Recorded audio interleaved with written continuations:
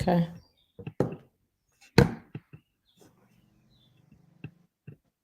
Okay.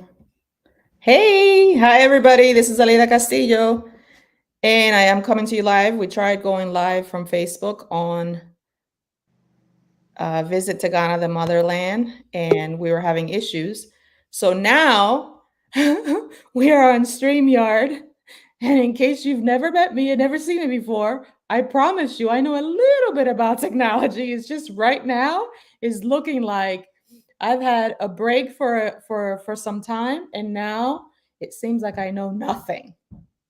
Right? I know nothing about lives. Paul, can you see this live on my page? I'm about to go share it. What are we doing? Huh? I'm trying to look for it. Yeah, I see it. I'm gonna share it now.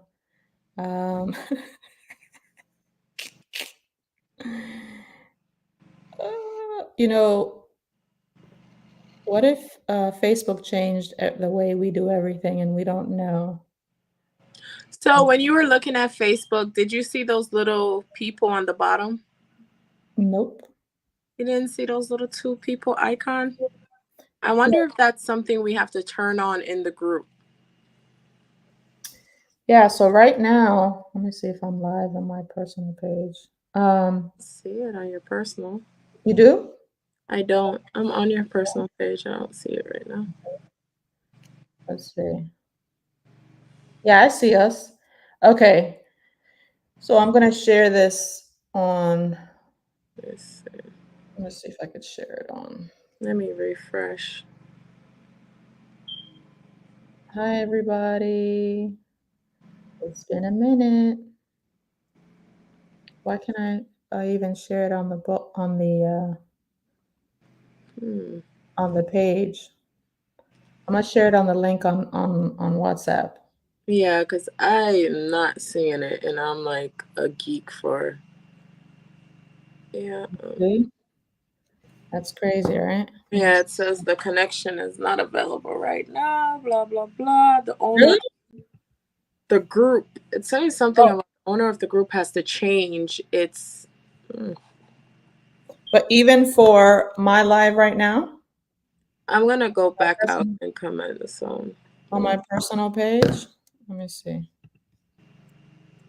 I think that it was a mistake doing going private, on the group. Yeah, I think that's what it is. It's because it's private. But we went, I think, but I may be mistaken. I don't think me and Ruby. You didn't go straight. You went into the event page or something? I think we went into. I think, if I'm not mistaken, she went on her personal page, and we just tag. Oh, okay, that's different. So let me see if we can. So. But when I do it, I went into the group. Ruby took me to log into the page. Let's see. I wonder if it's let me see if it's me.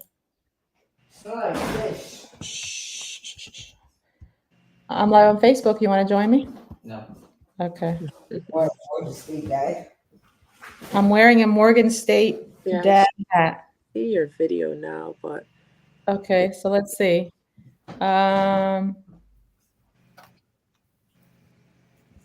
Wow, this is insane. Okay. This is why I wanted to do it informal too, because if we were actually on TV, we'd be in trouble. Yeah, but this is good practice. Practice make perfect. Woo. You see how on the live now, I see the live, right? But I see that Ghana, let's see, the good, the bad, and the ugly. Watch out. She's fixing her hair up. Yeah. You see, I came on with my headset still on, like I see that. I see the live right on my page, and you don't even see a share link. Hold on. Let me see. But I don't see it. Like, let's see. You mean on the culturally lit the CLN page? On my personal. No, she's on her personal page, and I'm not seeing her on the personal page. Okay, I just posted the link on the live. And we had you had an audience over there, so You see us on the group? We're on the group.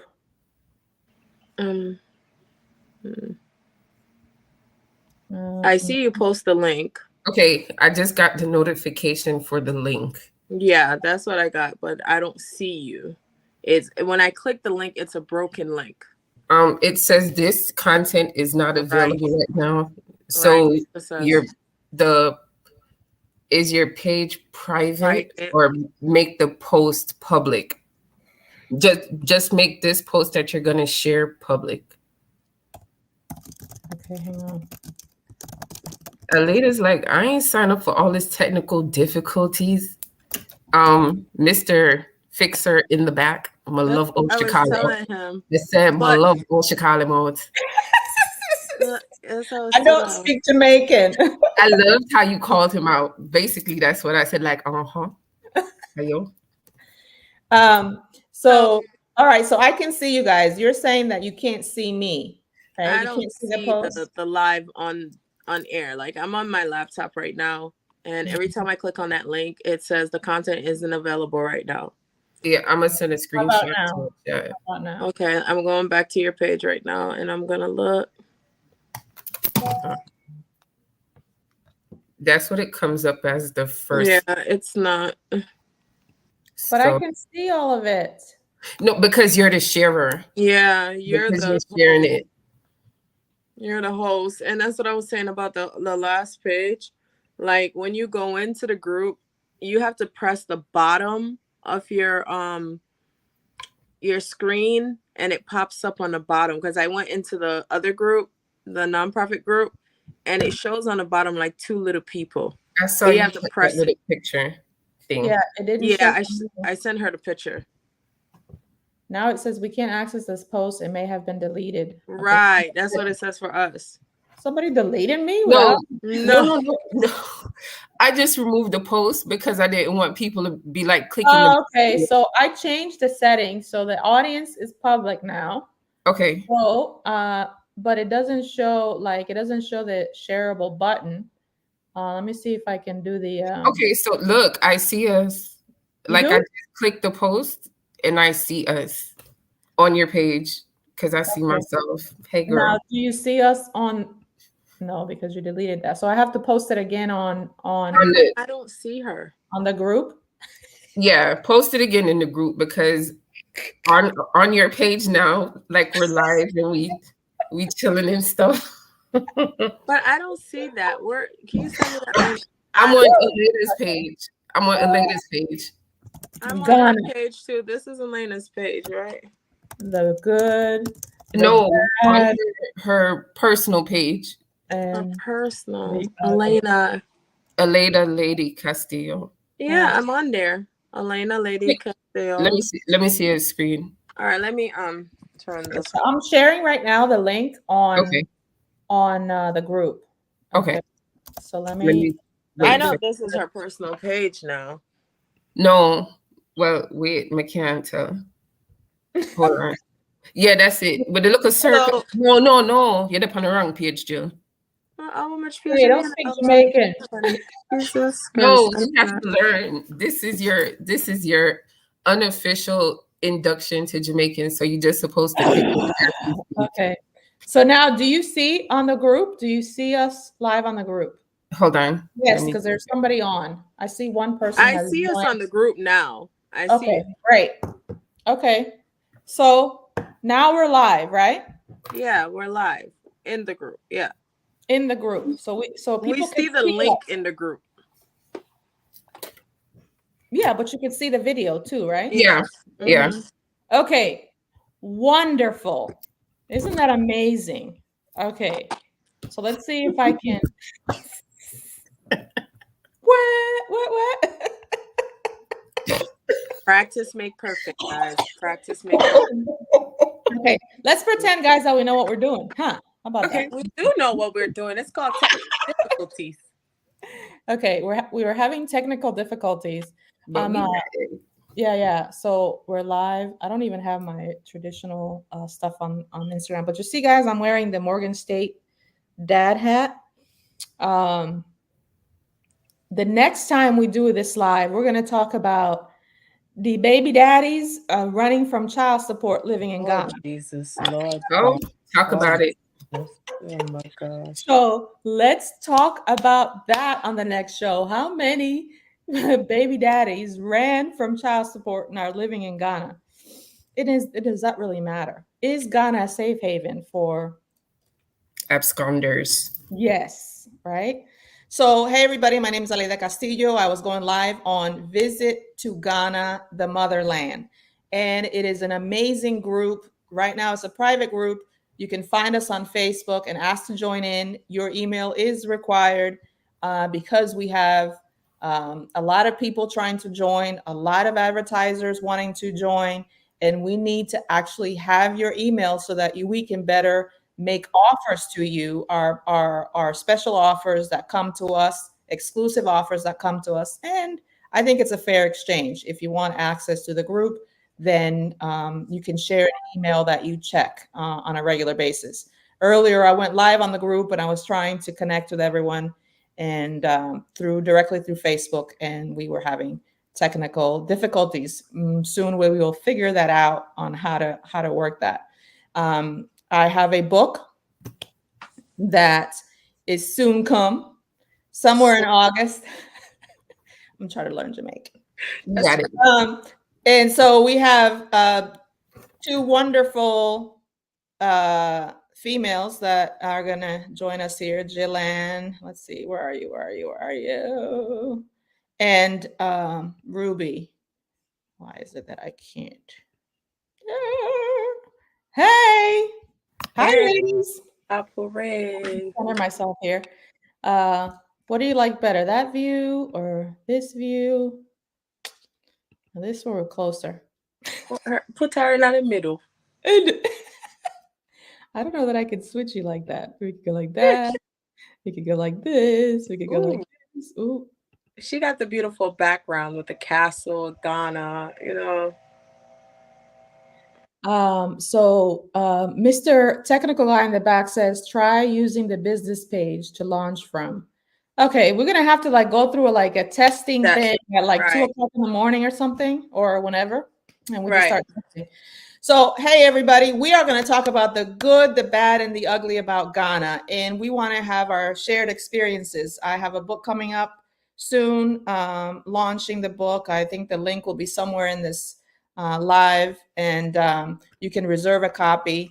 And for those of you in this group, your copy, you'll get a copy of 2 books, a bundle for $9.95 or half off. And for those who are attending our event coming up in June, you can get that for free.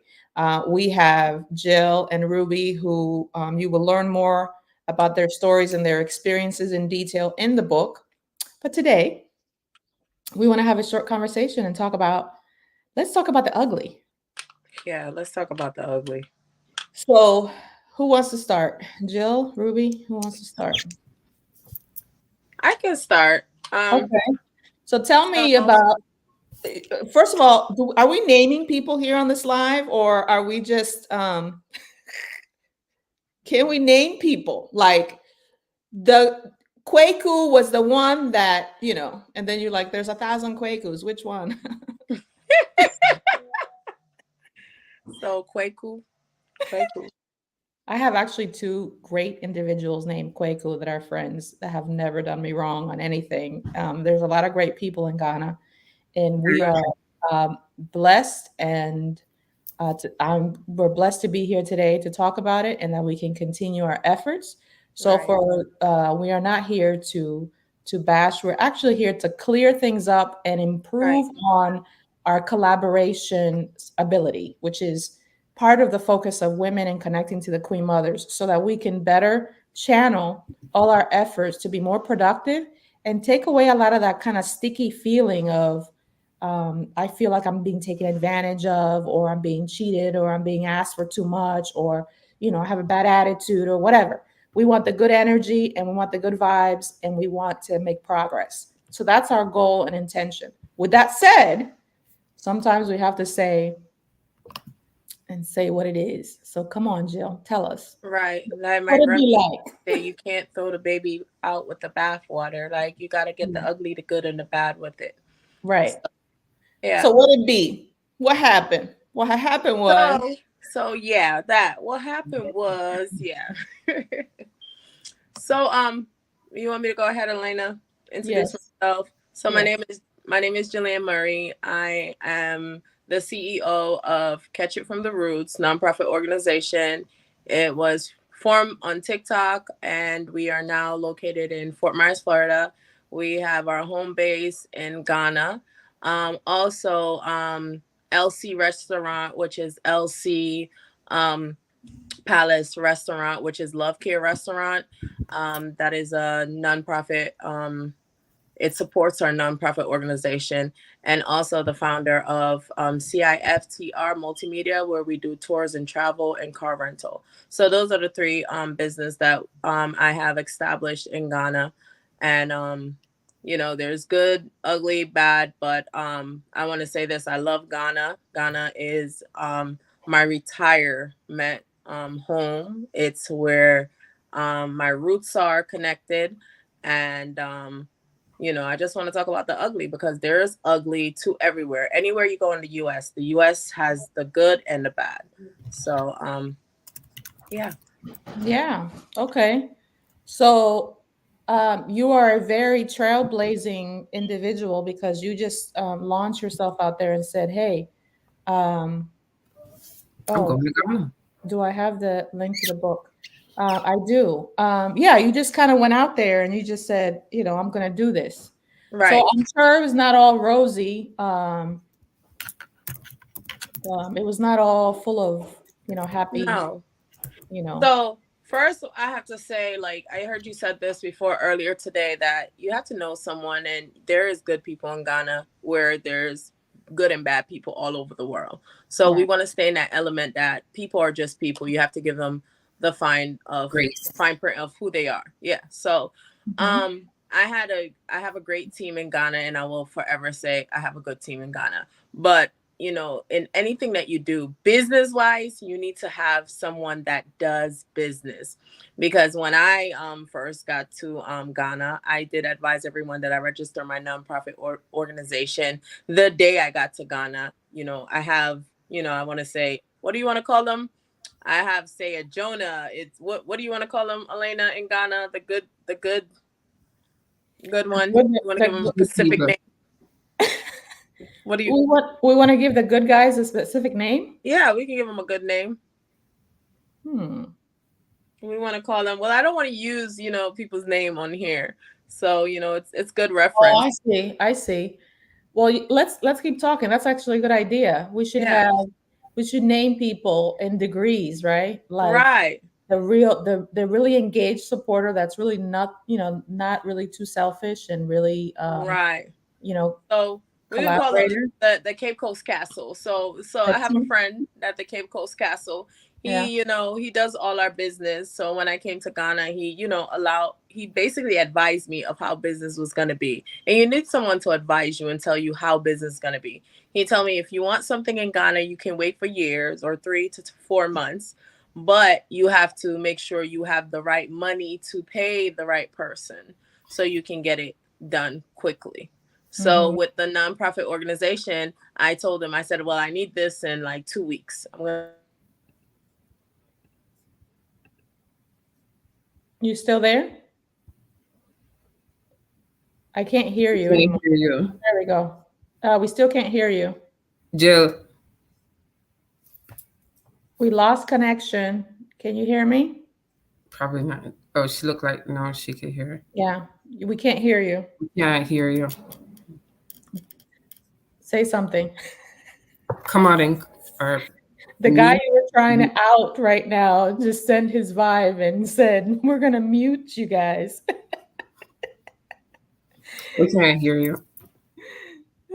No, we can't hear you. It's the spiritual stuff, right? It got us strong. He said, "You know what? We're gonna quiet you right now." Um, so maybe you can I'm gonna take you out, and then you add yourself back in. Yeah, I was just gonna say maybe I literally was just telling her to leave and come back. Remove yourself. I Let me think see. she's gone. All right. There she goes. She's gone. All right. So she's gonna come back.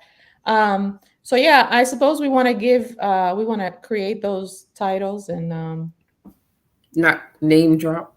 not name drop, but is it important to really name drop and to tell? I think at some point it does become important to be transparent. So name dropping, and the purpose of this name dropping is not to shame anyone, right? But in being fully transparent, because we want to educate and provide something of value to the people that are looking to come to Ghana.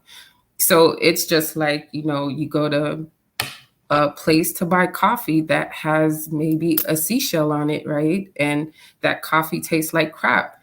I'm gonna come to you and I'm gonna be like, girl, I just bought this coffee from this place that has a shell on it and their coffee was crap, right? Mhm. So it's not what we do, but how we do it. There is a way to do things and still be, you know, kind of like so we want to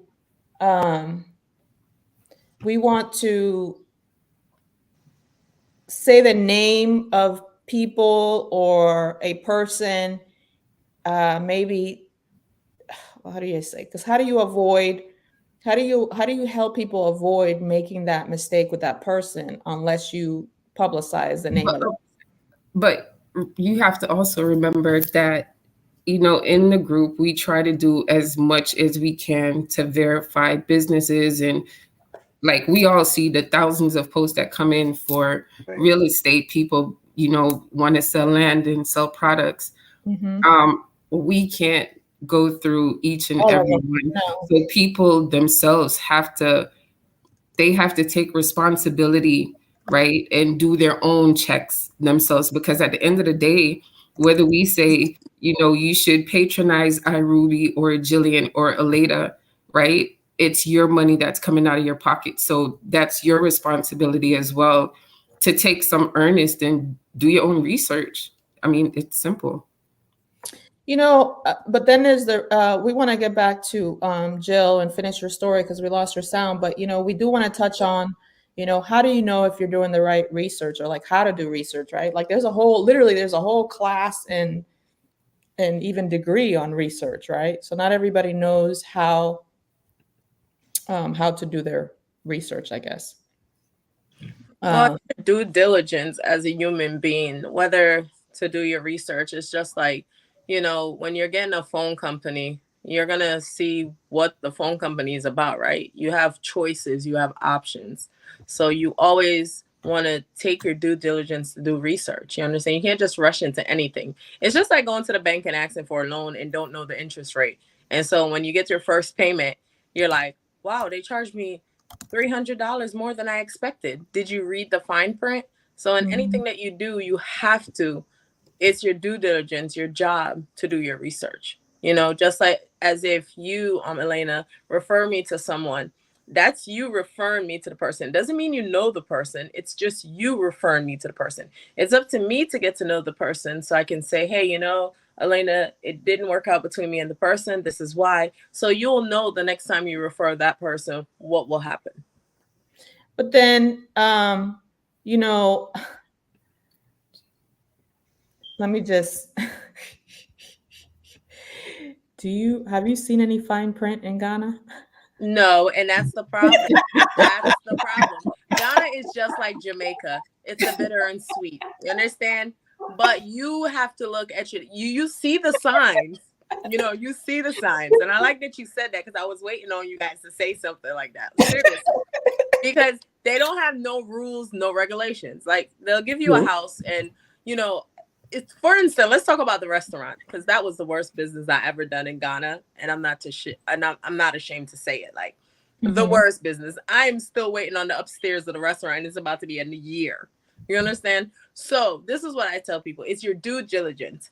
You understand? Do not go with what someone tells you. You have Ghanaians there that never did a business a day of their life. You understand? And this is what you have to come.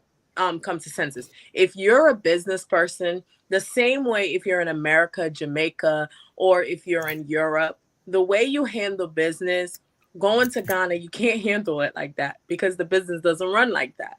Mm-hmm. So you expect a lease, right? You expect this landlord is going to give you a lease, and you expect your lease to be done at this amount of time that you took the premises, right?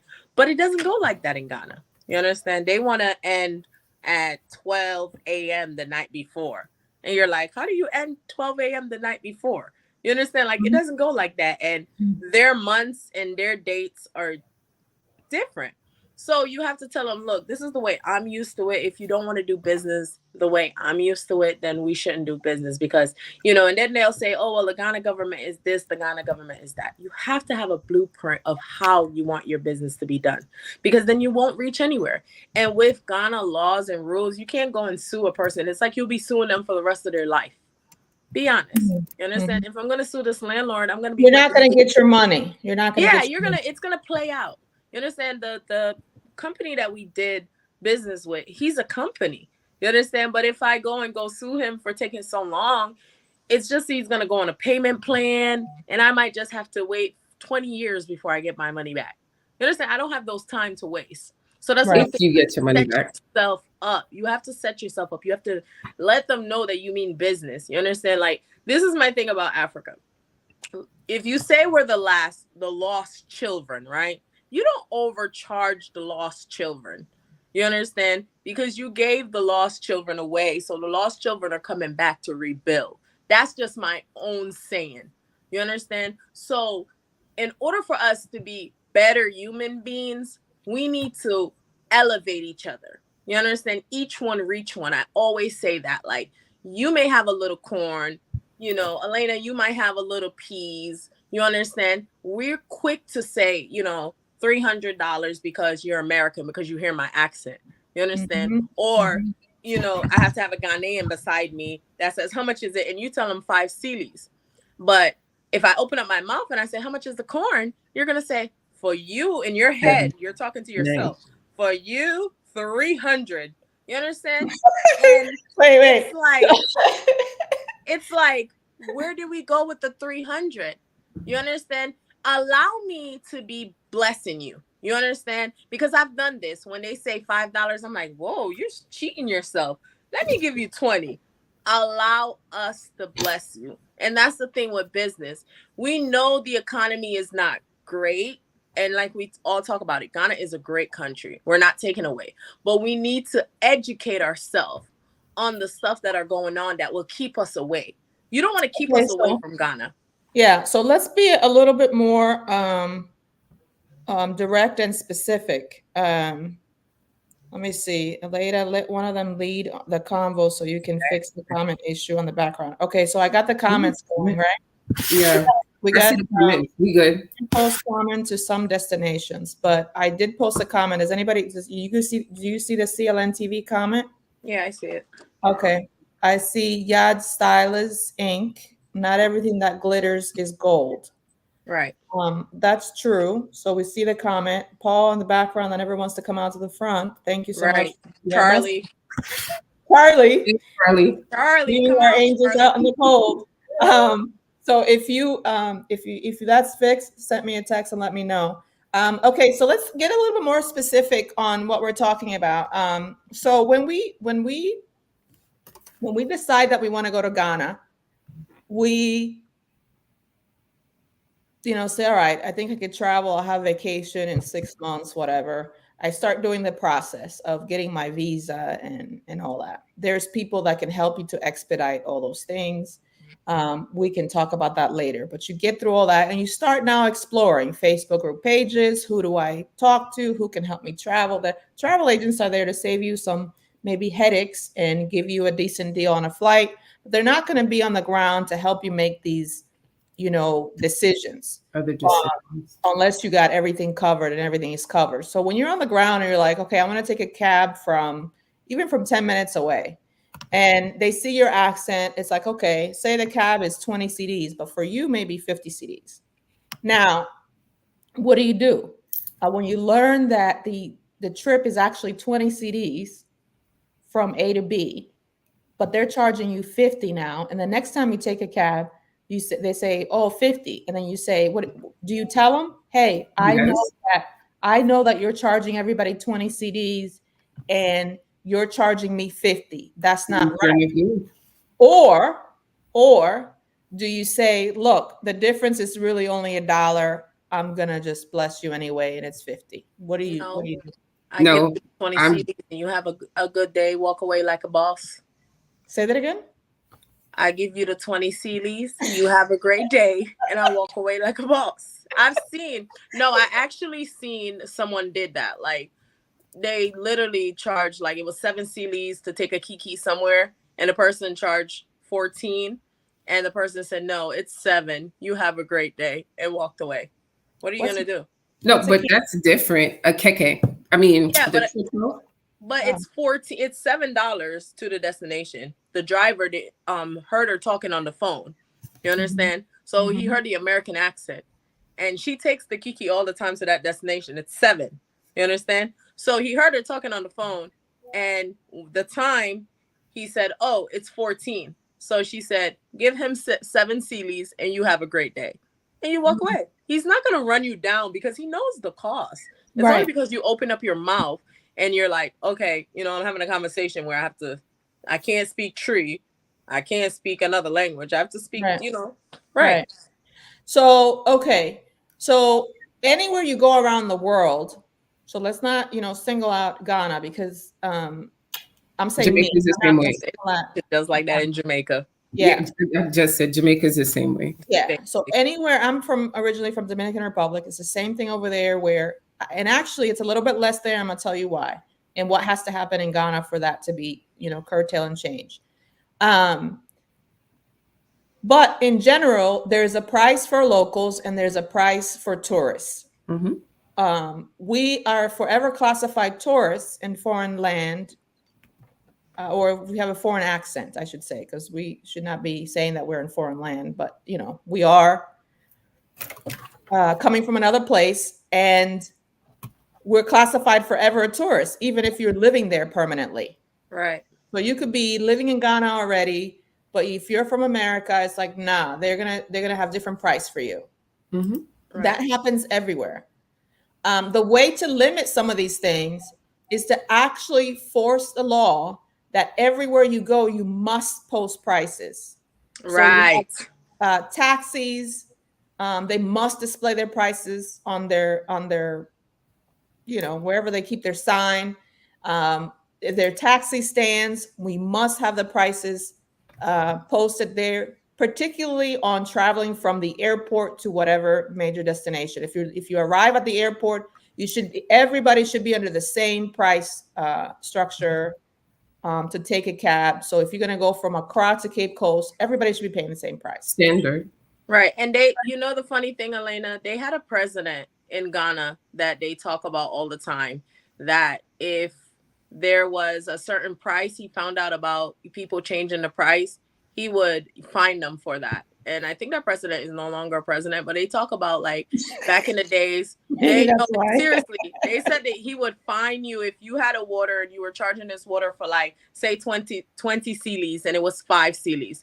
He would, if he found out you were doing that, he would shut you down. And they said he's no longer, and they said that was the best time. Ghana Presidency. was great. That Yeah, was the yeah. best time. I don't know his name, but they always talk about, hey, because he How would, long ago was that? I don't know, he's a heavy set president. I don't know, someone out here knows Yeah. who he is. He's a heavy set president. They talk about him all the time. Every time I hear about him, they were like, he would fine you. You charge over, they will fine you and basically, charge you.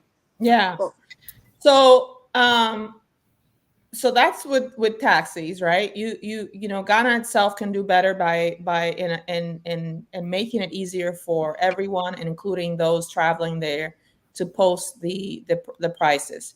I want to talk about your restaurant experience that is still not being built.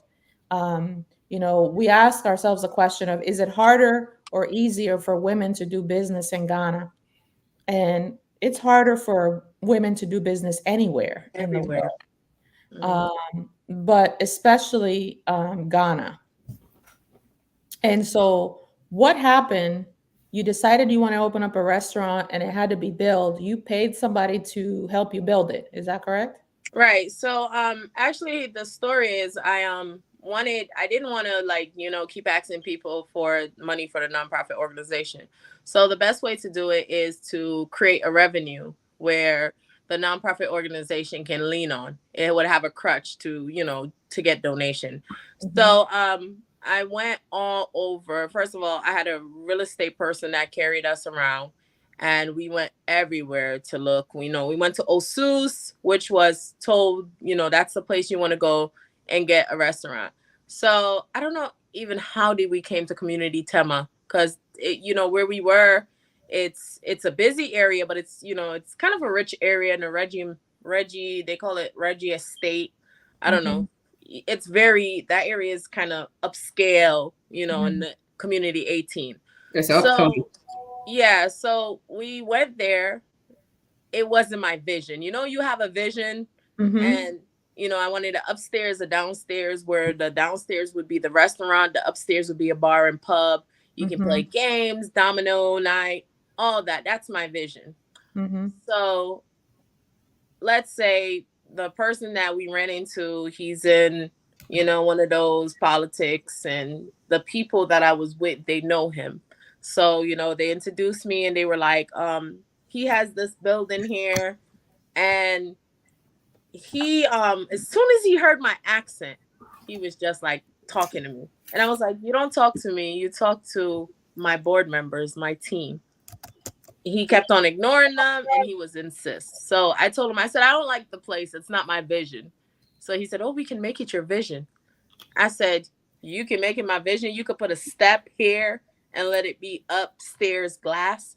He said, oh, yeah, we can do that. So I said, okay, so how much is that going to be? You understand? And he gave me the price. I said, okay, well, that's in my budget, because what I was looking at in Osus was 3 times the amount. You Mhm. understand? So I said, okay, if you can do that, we'll work with you. I gave him my date that I want the restaurant by. So the restaurant grand open is supposed to be December 1st. I'm having a charity concert. I'm having my cousin B Morgan flying from the US. We're going to do this. I paid this man in September everything for 2 years. Till today, the top part of the building is not done. And I'm only stuck to work with the bottom part of the building. You understand? People So let say, me ask well, you a question. Wait, so let's pause for a second. So this is a location in Tema. right, You wanted to have an upstairs and downstairs two-floor structure. Are right. you building from the ground up, like No, I'm mounting? not building. I'm Okay, renting. I'm renting from him. so I don't want to build because I don't know the area. You understood. So understand? you're remodeling an existing location. Right. Okay, and you paid him to do the remodel to the specs that you guys had discussed, right? No, And the mhm, building is his building. okay, I told him what I wanted. So okay, I was leaving. You understand? We Because lease the that's not building. right. That's not what I want. So I told him that I'm looking for a particular upstairs, downstairs. You understand? Now I'm leaving mhm, out the door. Now he advised us that he can do everything because that's his vision. He had already had that created, that he was going to do upstairs and downstairs. So I'm not paying for no, you understand, remodeling. I'm mhm, telling you how I want the building. Now you said you can prepare the building because that's in your blueprint. You mhm. understand? So I'm only renting the building from you for 2 years. So I said to him, that's not my plan. I'm leaving. He said, oh, no, no, no, no, no, no, no. I can create, we're actually in the middle of creating the stairs, and I Okay, can so reach you wait, top so and bottom. wait. What I wanna get clear though is that first of all is number one, you paid the guy to help you get your restaurant open, but you're not paying for a remodel, you're paying for rent. Right. Just the rent in the building. And he's saying, I'm gonna get it ready to what you need No, for the rent.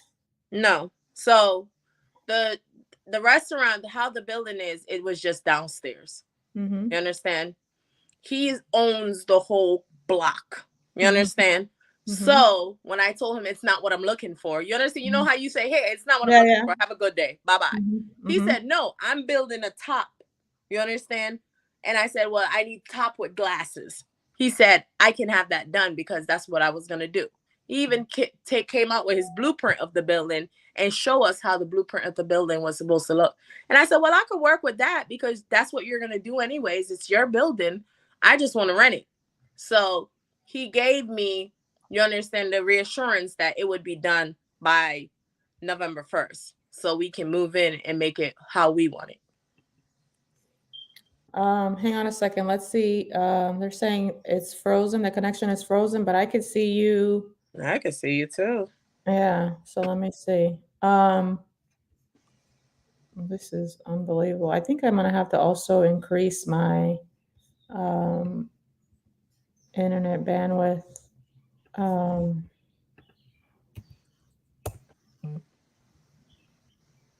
let's see what's going on with Facebook. What I want to get. Yeah, I see you. Okay. Yeah. Okay. Mm-hmm. You're on. Okay.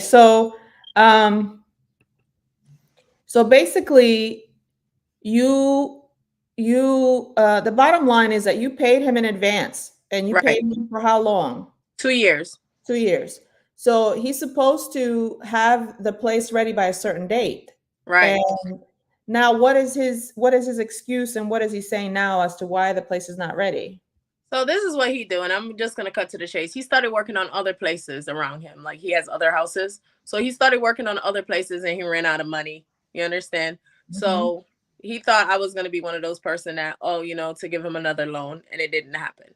So come September, I paid him off like probably September 1st. Come the end of September, first when I paid him off, it was moving fast. Then I noticed about like the end of September, I was like, okay, it's going slow now. You Mhm. understand? The stairs is up, the stairs is done. You Mhm. understand? Mhm. He's showing us picture, and this is somebody that's coming along with us to give out pads. He's a part of the nonprofit organization. He has came to like be a part now. So Mhm. all of a sudden he wants to be a part of us doing this great thing. So you know I slowed down and I said, oh, so when is the building going to be ready? You understand? Because I seen that they made a big mistake in the kitchen. Mhm. So the building didn't have, like, I'm going to tell you this, the building, I should have just left. That's the thing. My first instinct, I should have just walked away, never came back. But the building, it didn't have a kitchen. So therefore he has to build a kitchen. Mhm. So I asked him the first day, I said, how much is everything going to be? Because I want to know if it's in my budget. You Mhm. understand? If it's not in my budget, we walk. Oh, Mhm. no, the kitchen, you don't have to worry about it, blah, blah, blah. You understand? He gave us all these open dreams.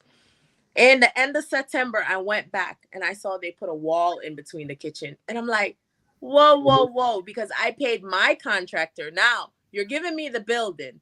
I'm having my person go in to design how I want the kitchen to look. He told that person that was supposed to design the kitchen for me that, oh no, I'll take care of it with my people. So now you cut out his money of him designing the restaurant how I want it. So you got a contractor, you got to let them design the restaurant how you're going to put your fridge, your Mhm. stove, Mhm. how Mhm. you're going to have Mhm. this. So he puts this big wall in the middle of the kitchen. And I'm like, whoa, that's the first mistake. So I'm going to my contractor saying, hey, you made a big boo-boo. He said, oh, no, no, no, I didn't make a boo-boo. The landlord said he's going to do everything. I said, so I went to the landlord. We had a meeting. We just found out that this guy don't know what you understand? He don't know how to handle business. He's just lost. You understand? So I said, when is the building going to be finished? He gave me promises, promises, promises. And it Here never comes, happens. never happens. Here comes November. Now, December, we're supposed to be, at least November, we're Grand supposed to be opening. painting. We done bought refrigerator. So now we need to Oh my place gosh. everything. We furnished, we bought so much stuff. Like And we're had been ready to furnish. advertising grand opening since like mid-year. Right. So I'm Okay. telling So everyone, I have guests that are coming, Elena. I The mean, like people that are people booked buying their tickets. tickets, they're coming for this grand opening. And when I say November, I was like, I have to tell these people that there's going to be no grand opening. You understand? Let me ask you a question. So, is it okay to say how much money you gave them up front? Yeah, 20,000 US dollars.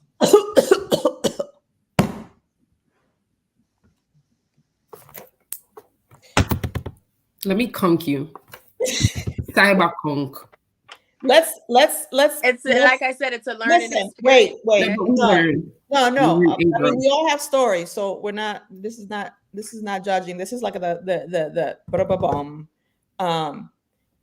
there's stories of people that have blown even way more money than what we're talking about, and not seeing the fruit of that. I haven't even been for sure. That's very true. So so as we talk about this, what is mistake number one? Let's assume that there's no way for us or for you to have known whether or not the guy was really going to come through or not. Because at the end of the day, even if it's a referral, you do have to step on faith there to make sure that the person is going to do it, right? Even if you have good references. But did you have a contract? We have a contract. We have a contract. That's one thing. Listen, you could have a contract on, ink or blood or whatever. Oh, I have all that. Right.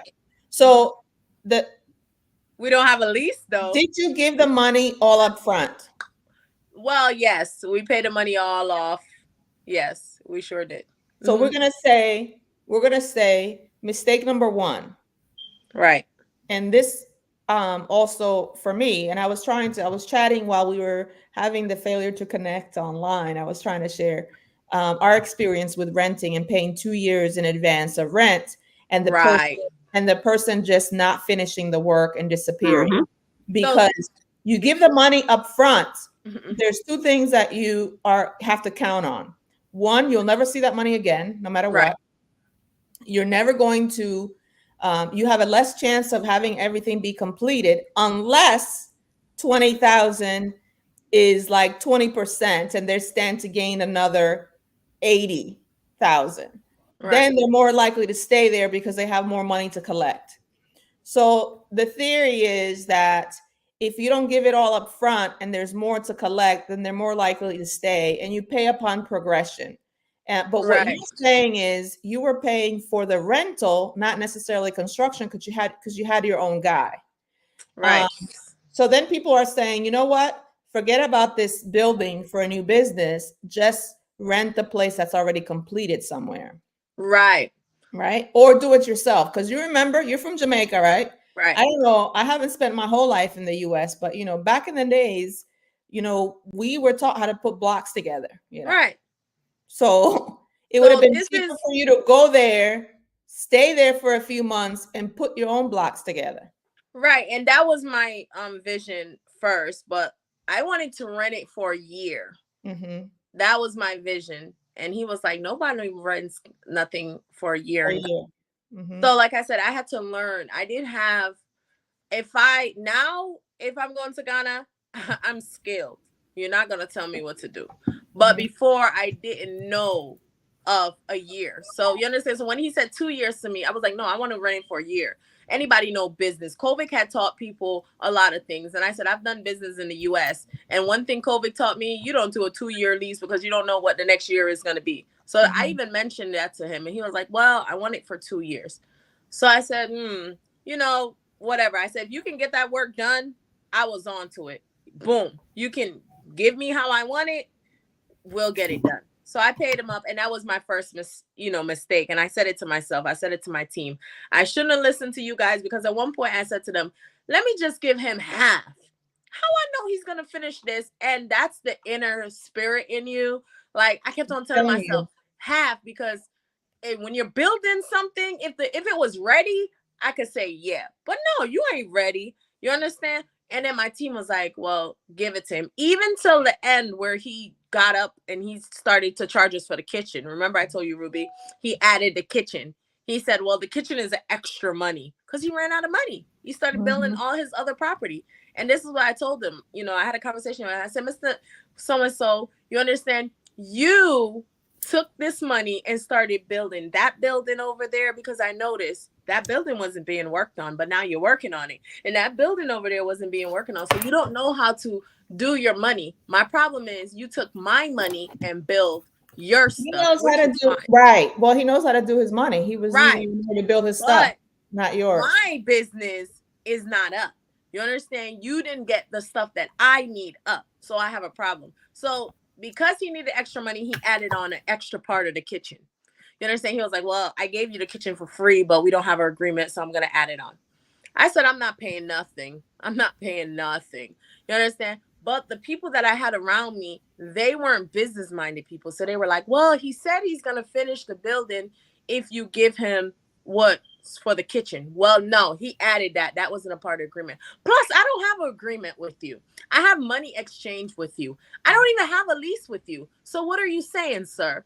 You understand? So that's me tipping in. So I had to learn this. At the end of the day, that was the biggest mistake I made in Ghana. The biggest. It's kicking me in my butt.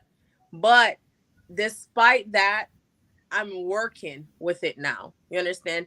The top part of the restaurant is not finished. Yeah, I could seek attorney, but I thought about it. If I get an attorney, it's going to drag out in court.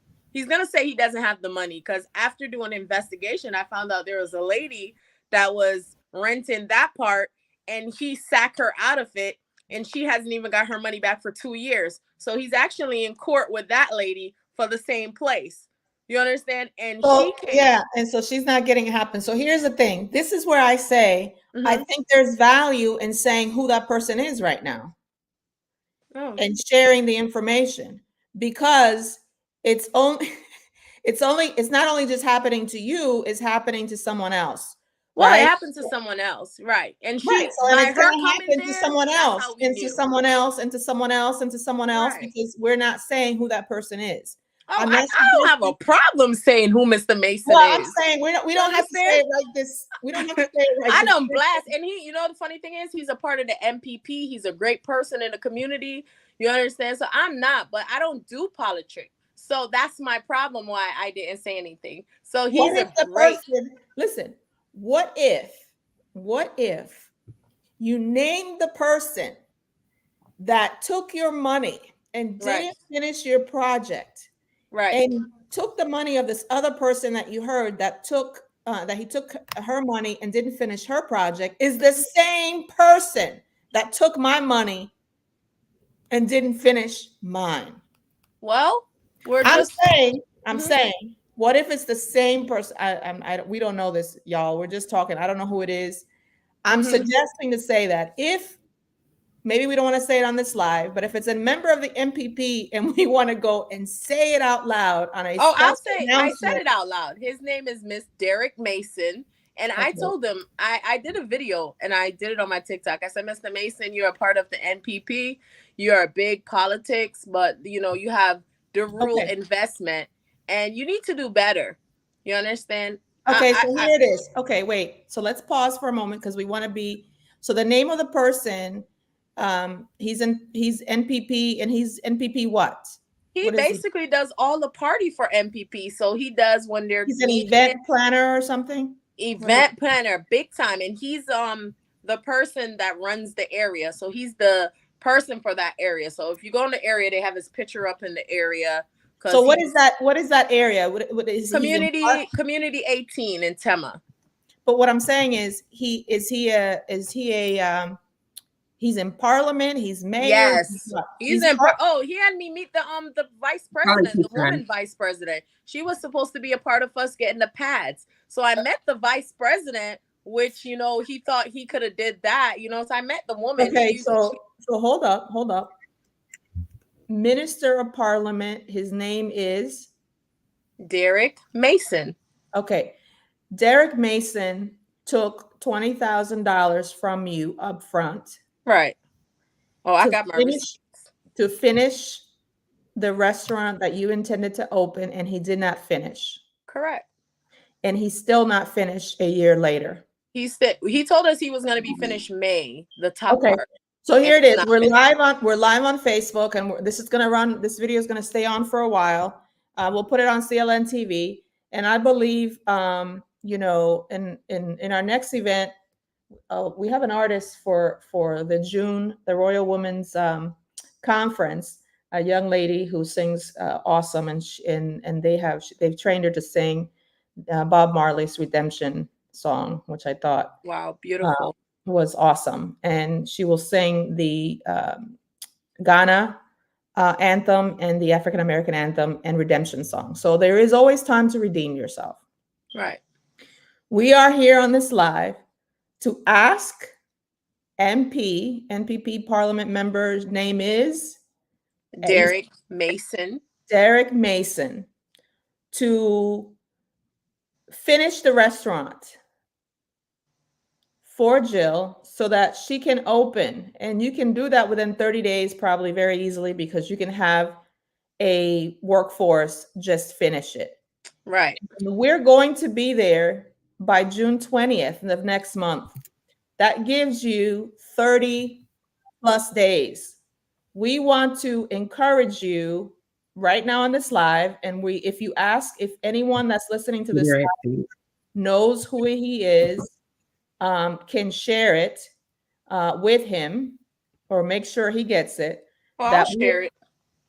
That we are asking, because we're going to blast this all over TV, media, and every platform that we could possibly have anywhere in the US, Ghana, and all over the world, that we want him to finish the restaurant. Why? Because then we want to come back and tell the great story as to how he was able to finish the project for you, and Right. you're able to open the restaurant. In addition, the solution to this and to really start shifting the narrative for Ghana is to not only correct the situation, but also you have lost a year plus in rent. Right. And we want you to give that additional time in rent that she has lost. Because of delays of opening and the lack of getting the place ready, people have spent money on tickets and lost money in travel time and experience and loss of work.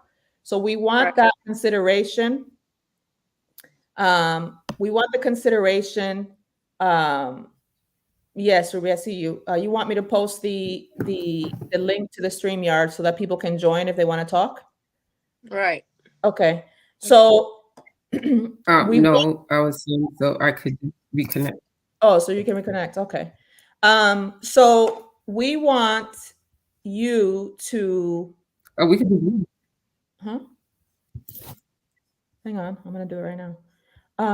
So we want Mr. Derek Mason, NPP Parliament member, to go ahead and finish the project for you, and we want to check on the project in June when we're there. Right.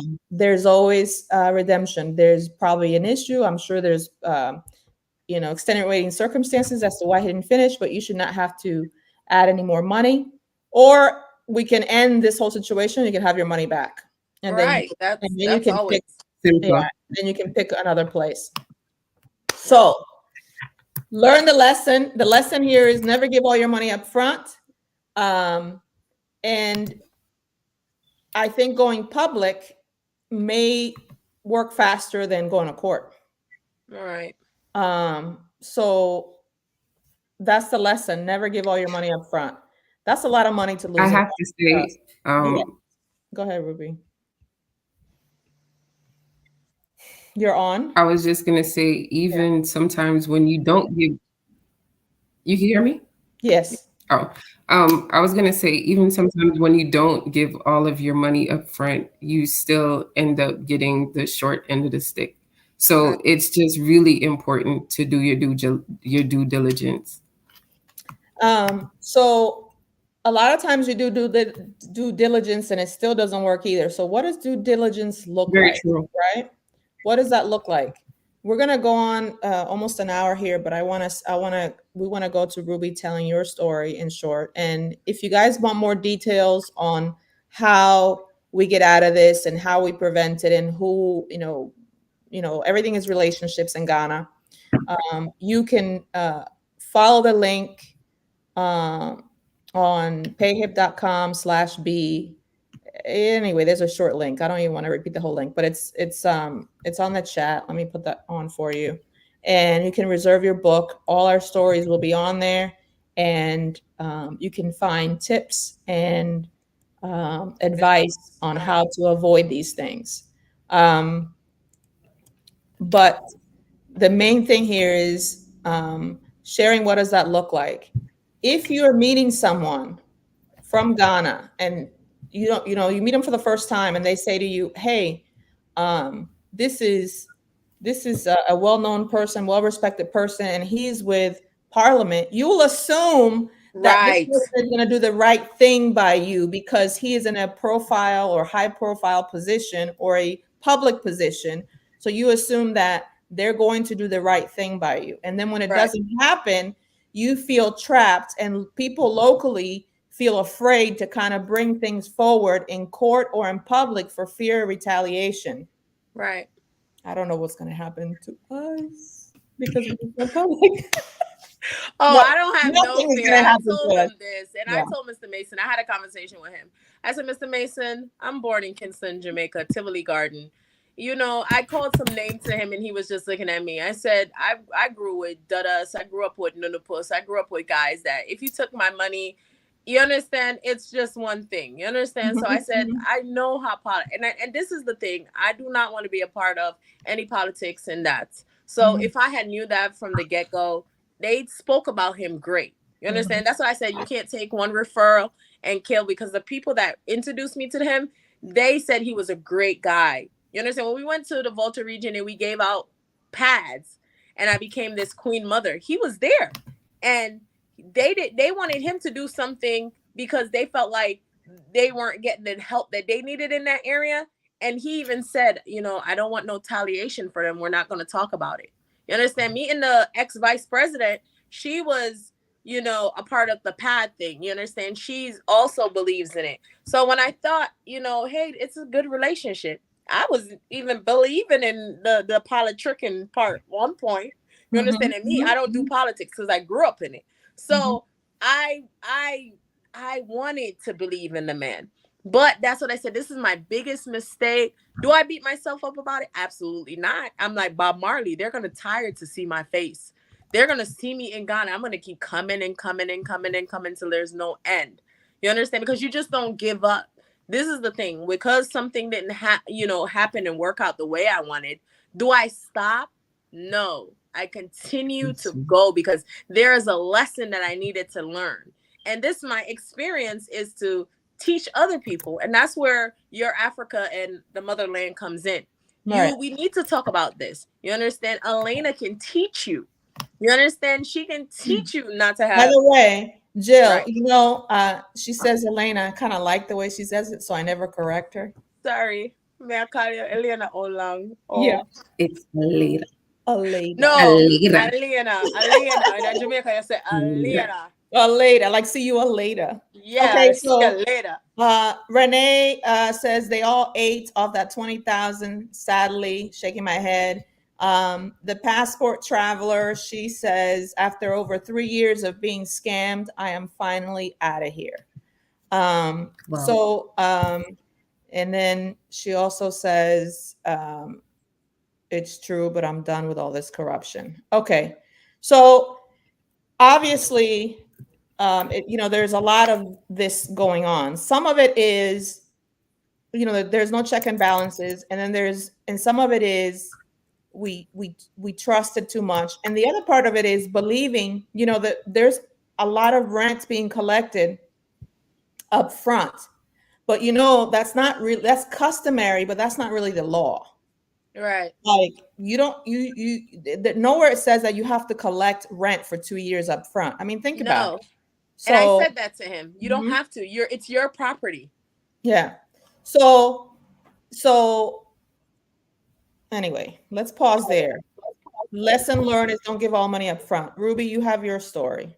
Right.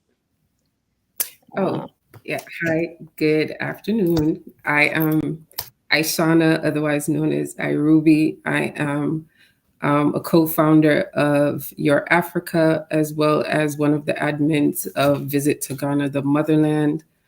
Um, my story is with land, and the person that I had interaction with was not a Ghanaian, but actually someone from the diaspora who went to reside in Ghana.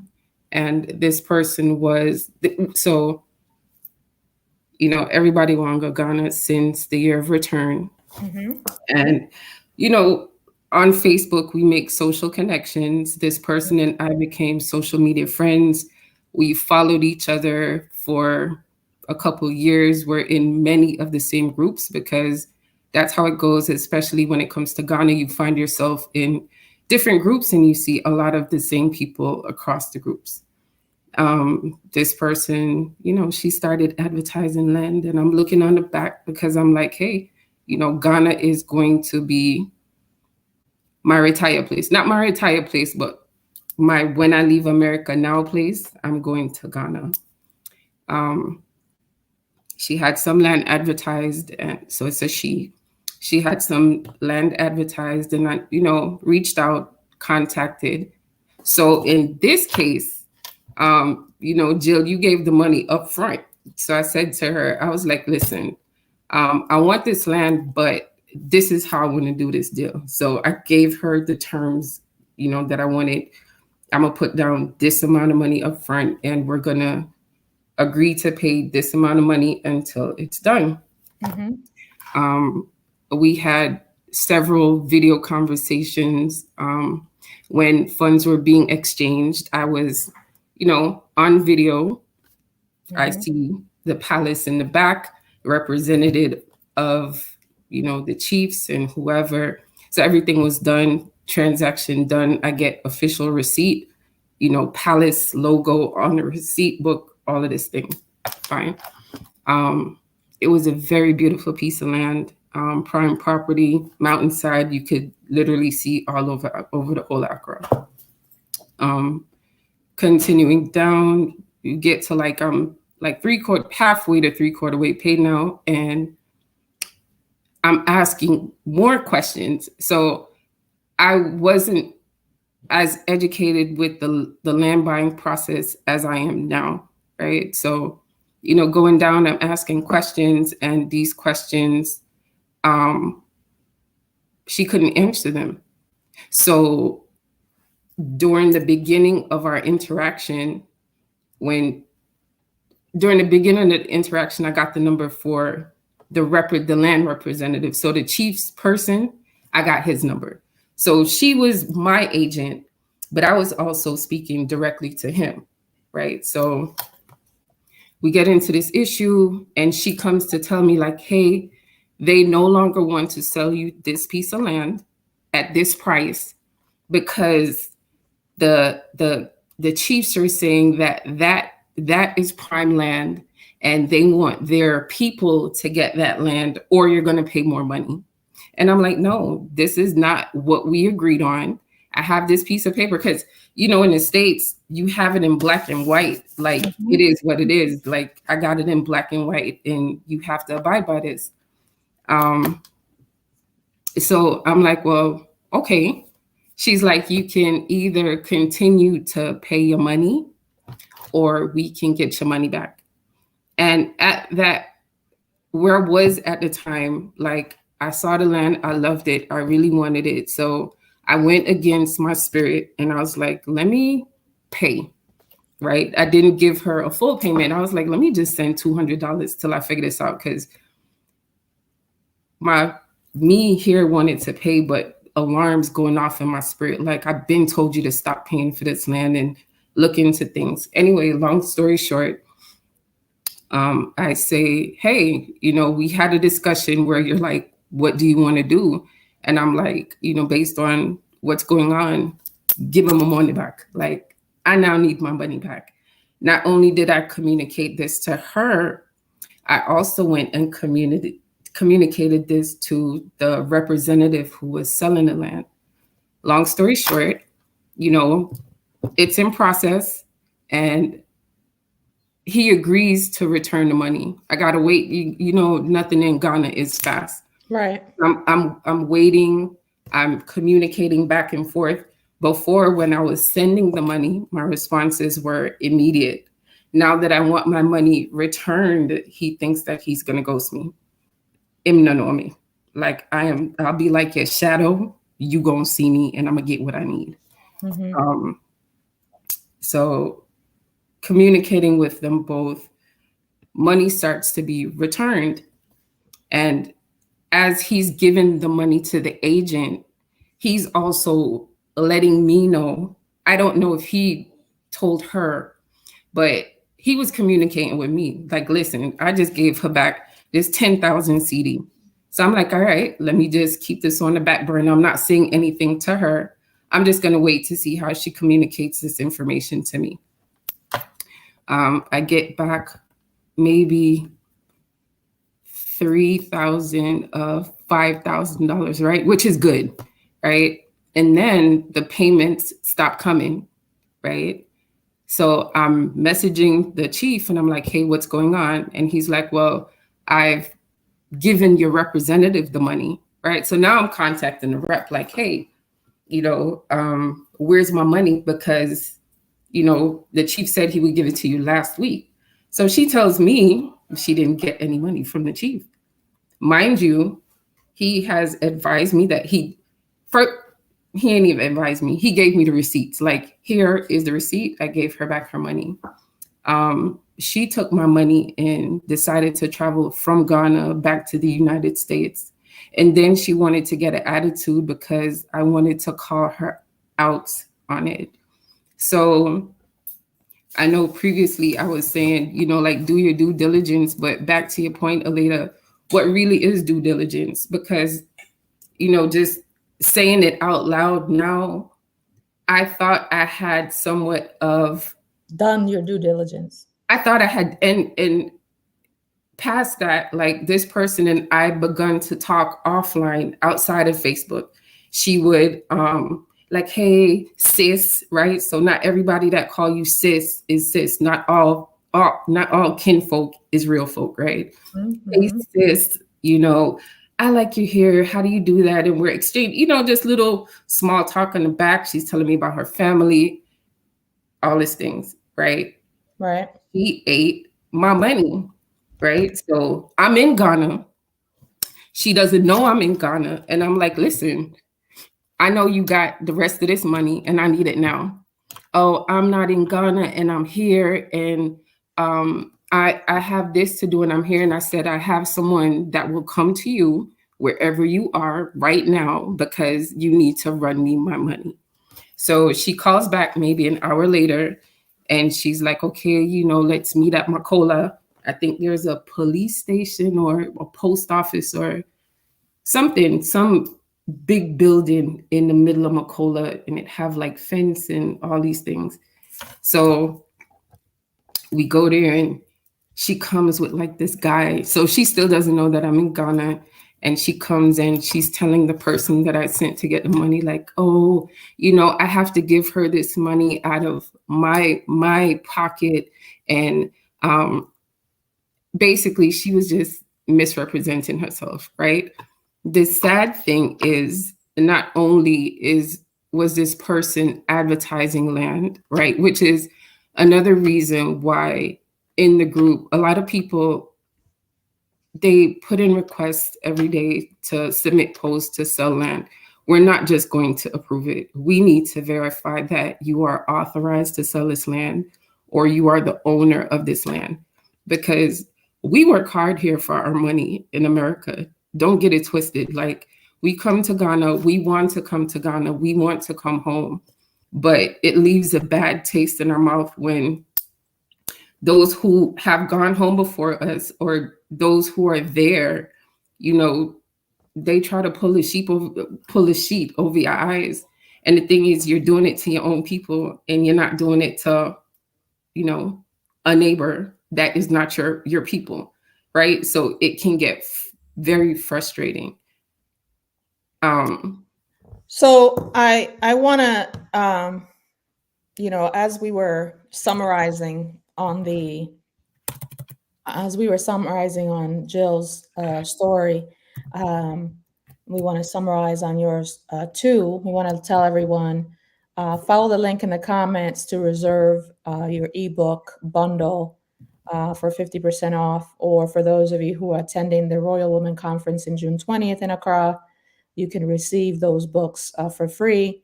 If you're attending the conference, you could also comment and say, I am going. We will send you the link. You can visit clnevents.com to purchase your ticket.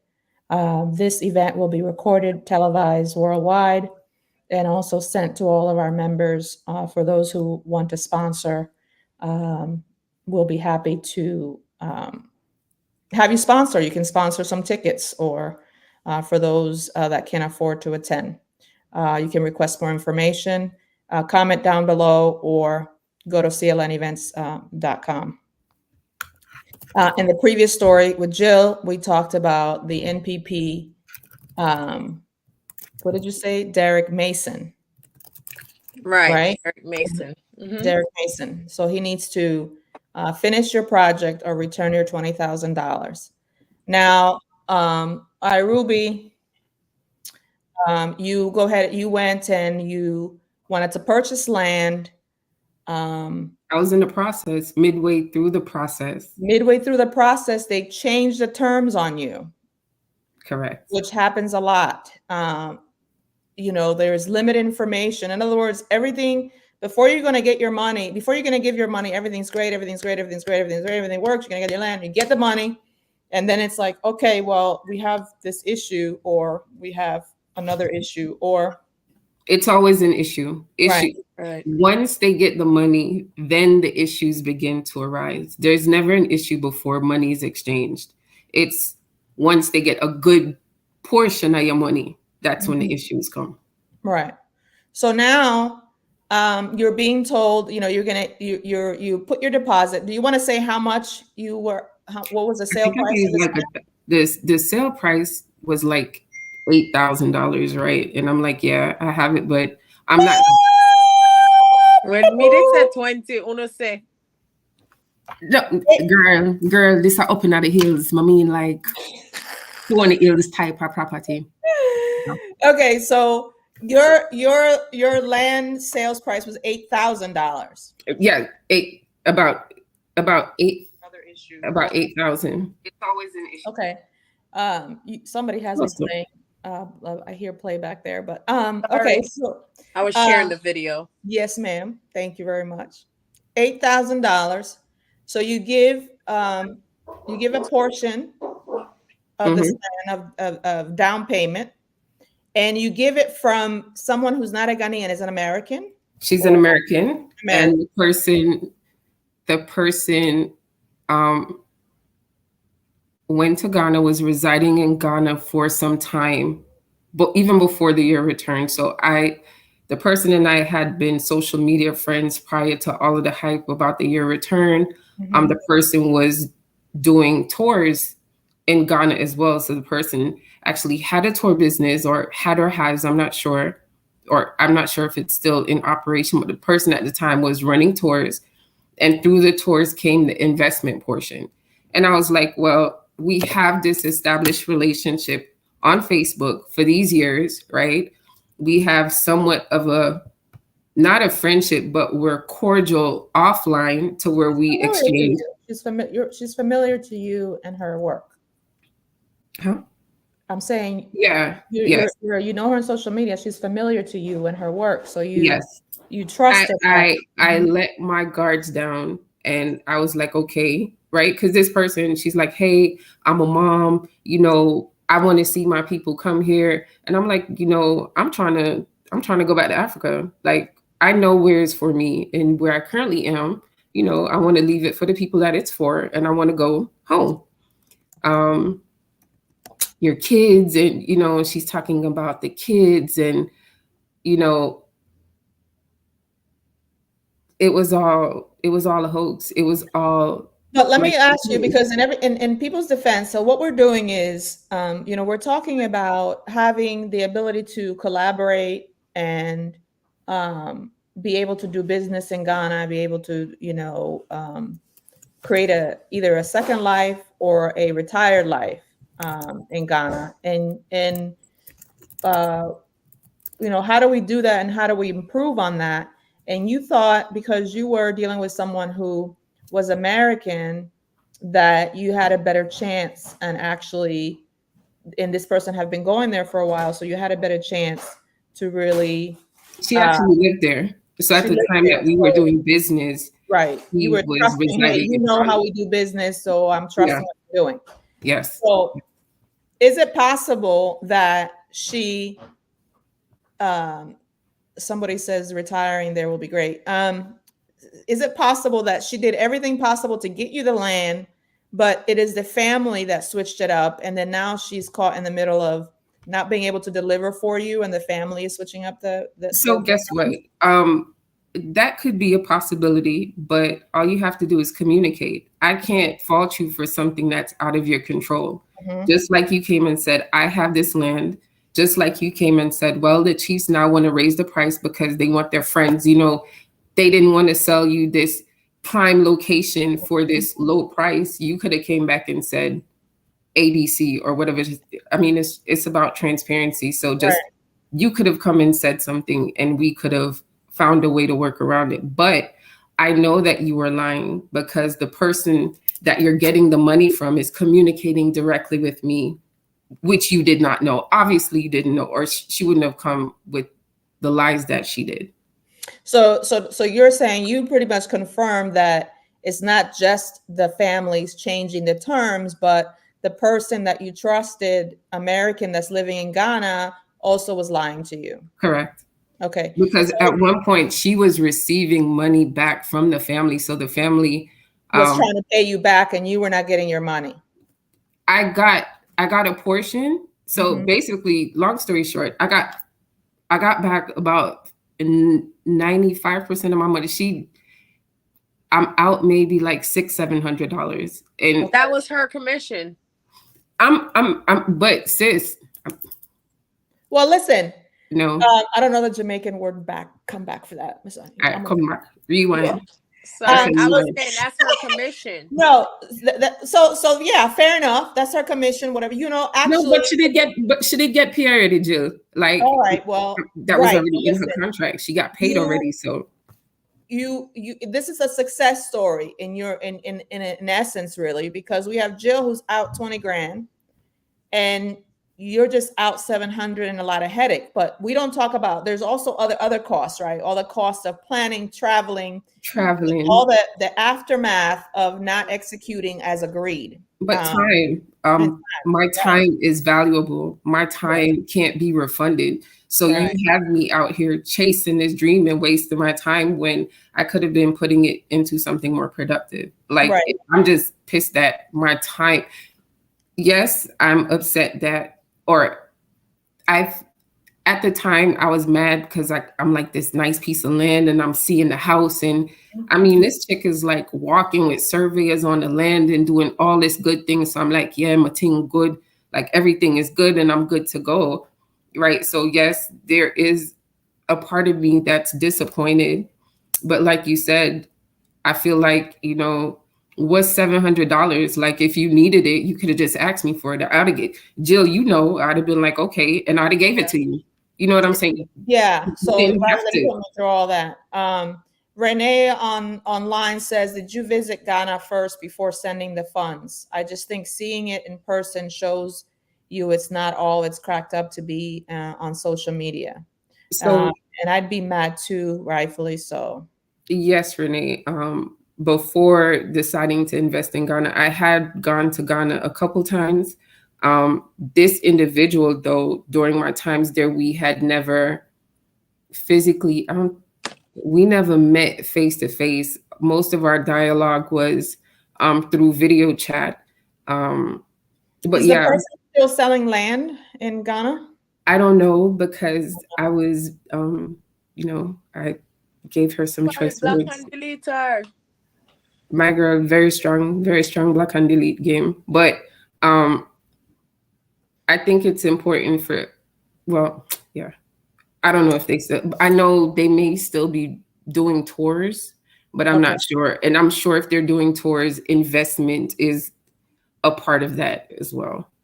But Elena, can I say something to Renee? Because a lot of people say, did you visit Ghana first before you go? There's a lot of people that get to apartments and they just see it online.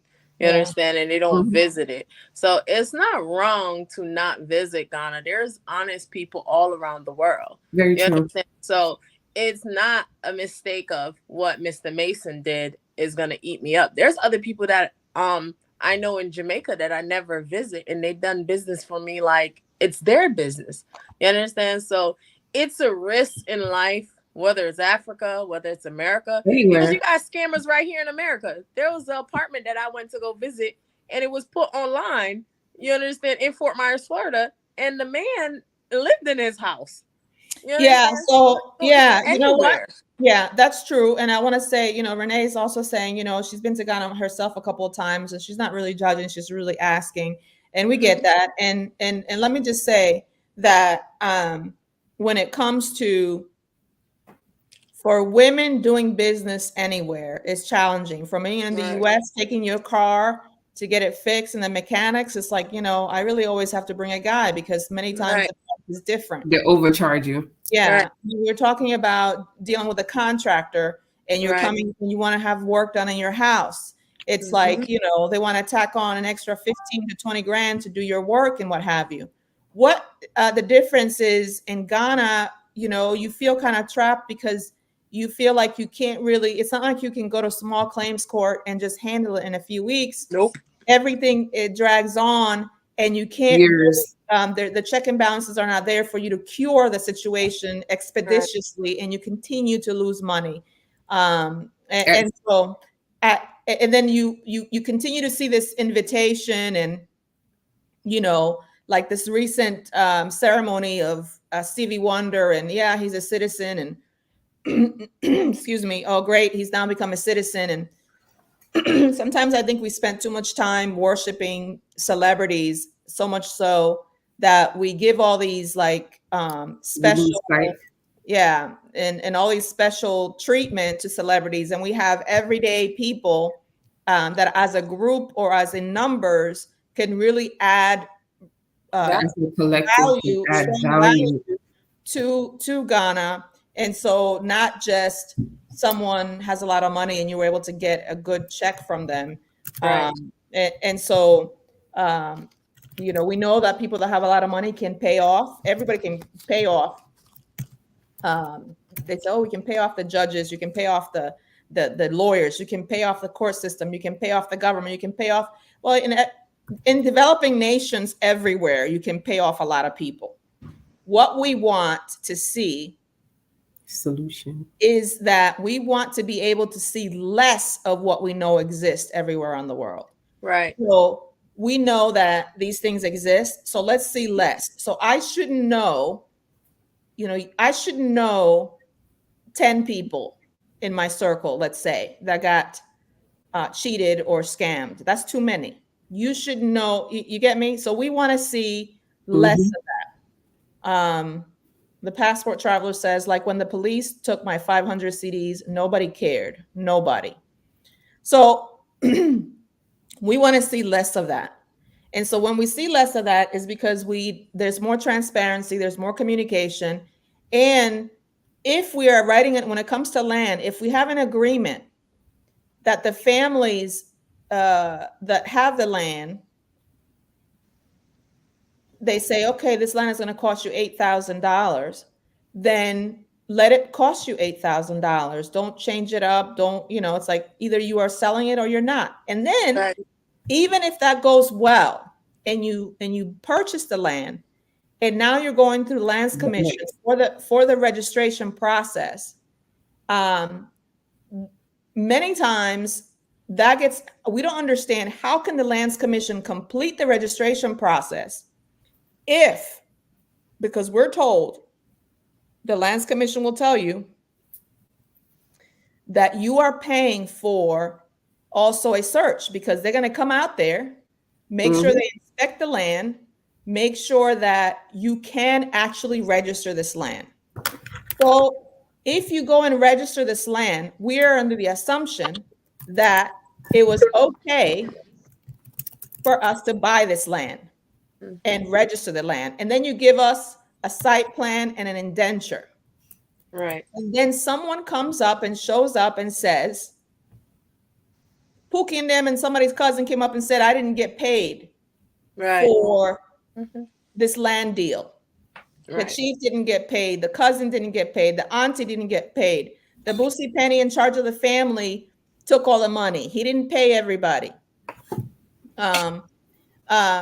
Yes, the search is the first thing that you do. But what we're talking about is that even if you do the search and it shows you that the owner, um, yacht stylist, if I do the search and I'm buying a land from Jill and it shows that Jill owns the land, that's all it told me. That gave me the ability to buy the land because I know Jill is selling the land to me. It didn't tell me that Jill's cousin is going to show up later claiming that Jill didn't give him all Or the Jill money. didn't have property, or Jill didn't have authority, or I get you. Right. So someone in Jill's family can still come back to me and say, Jill didn't pay us all or didn't cover us all. But that's happening today. Like people have Well, purchased that's happening land. every day right Yeah, now. Right. So here's the problem with that. That then is not the family necessarily scamming you. That is the system, the way it's structured, allowing for customary and traditional laws to impede the progress of that agreement. yes. So if Jill has a cousin that was entitled to a percentage of the property or money, that should be worked out amongst the families and not anything to do with me. Once Jill transferred the land to me and I paid Jill, That's and, it. and that should be a final sale.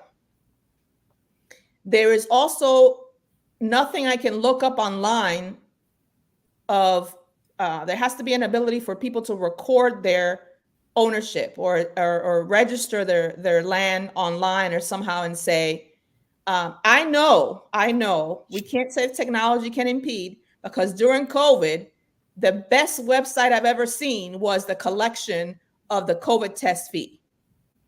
And it was a major operation when we arrived at the airport. When we got to the airport, there was like 100 people collecting your money. Your swabbing, your Telling nose, you where to go. Right. right?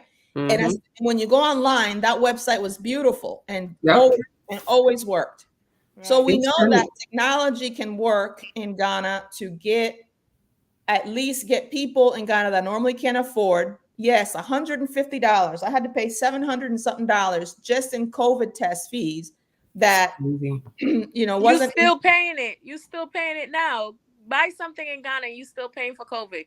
Well, yeah, we all are paying for COVID, but not in that way, right? Because you think about it, how many people are going through the airport every day? I mean, it was millions of dollars. So I feel like nothing wrong with and that had its own issues. I know people talked about 150 and it should have been, 50 and it should have been this.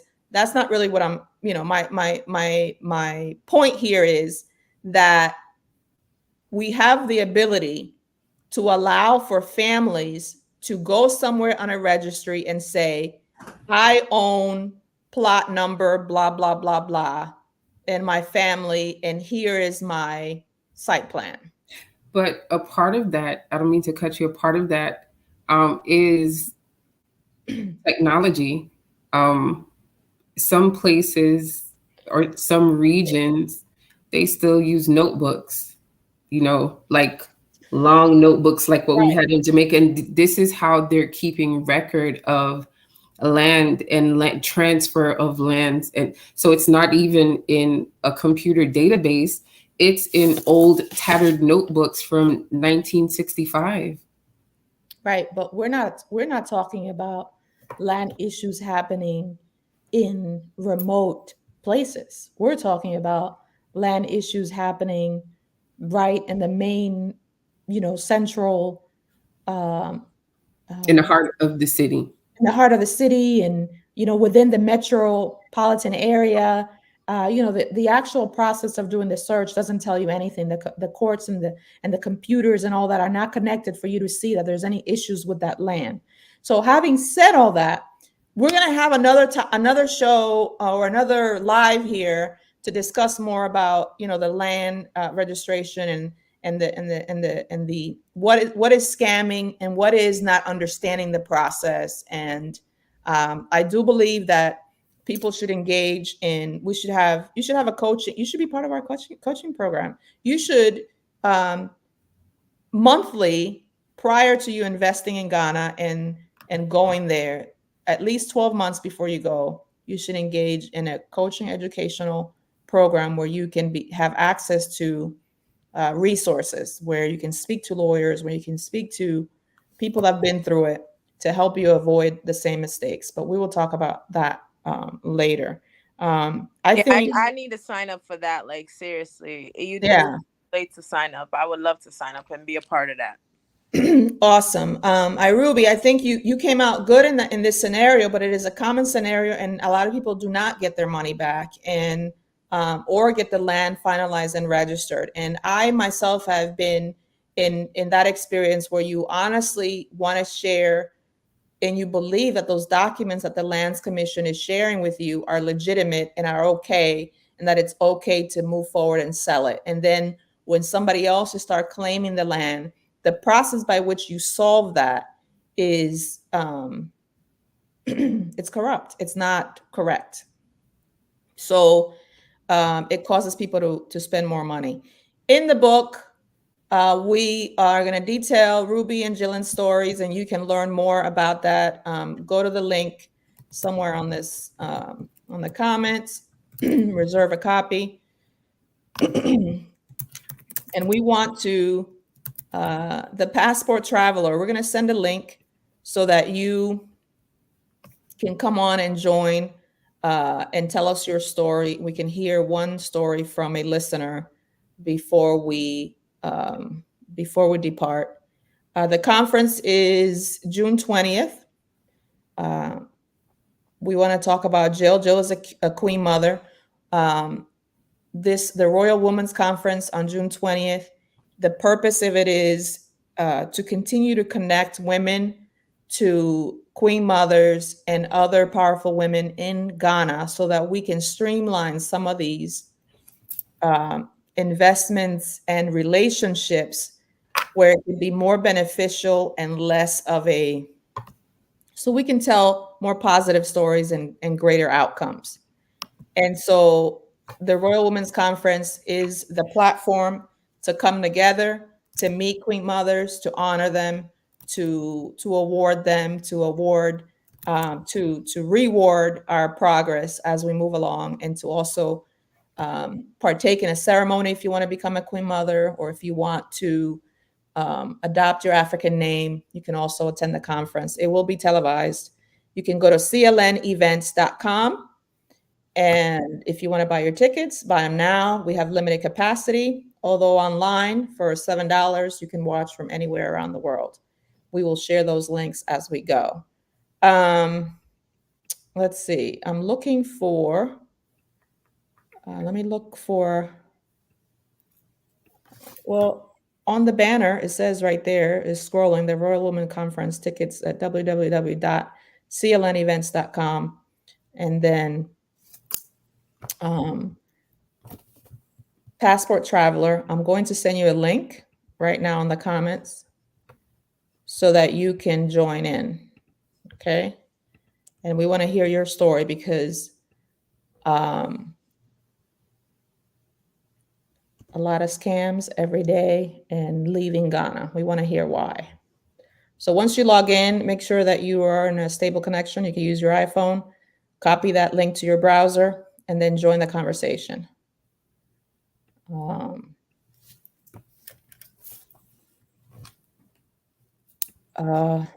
So she says, you can complete all the paperwork, but later an elder will come and say it was their land and that they want it back.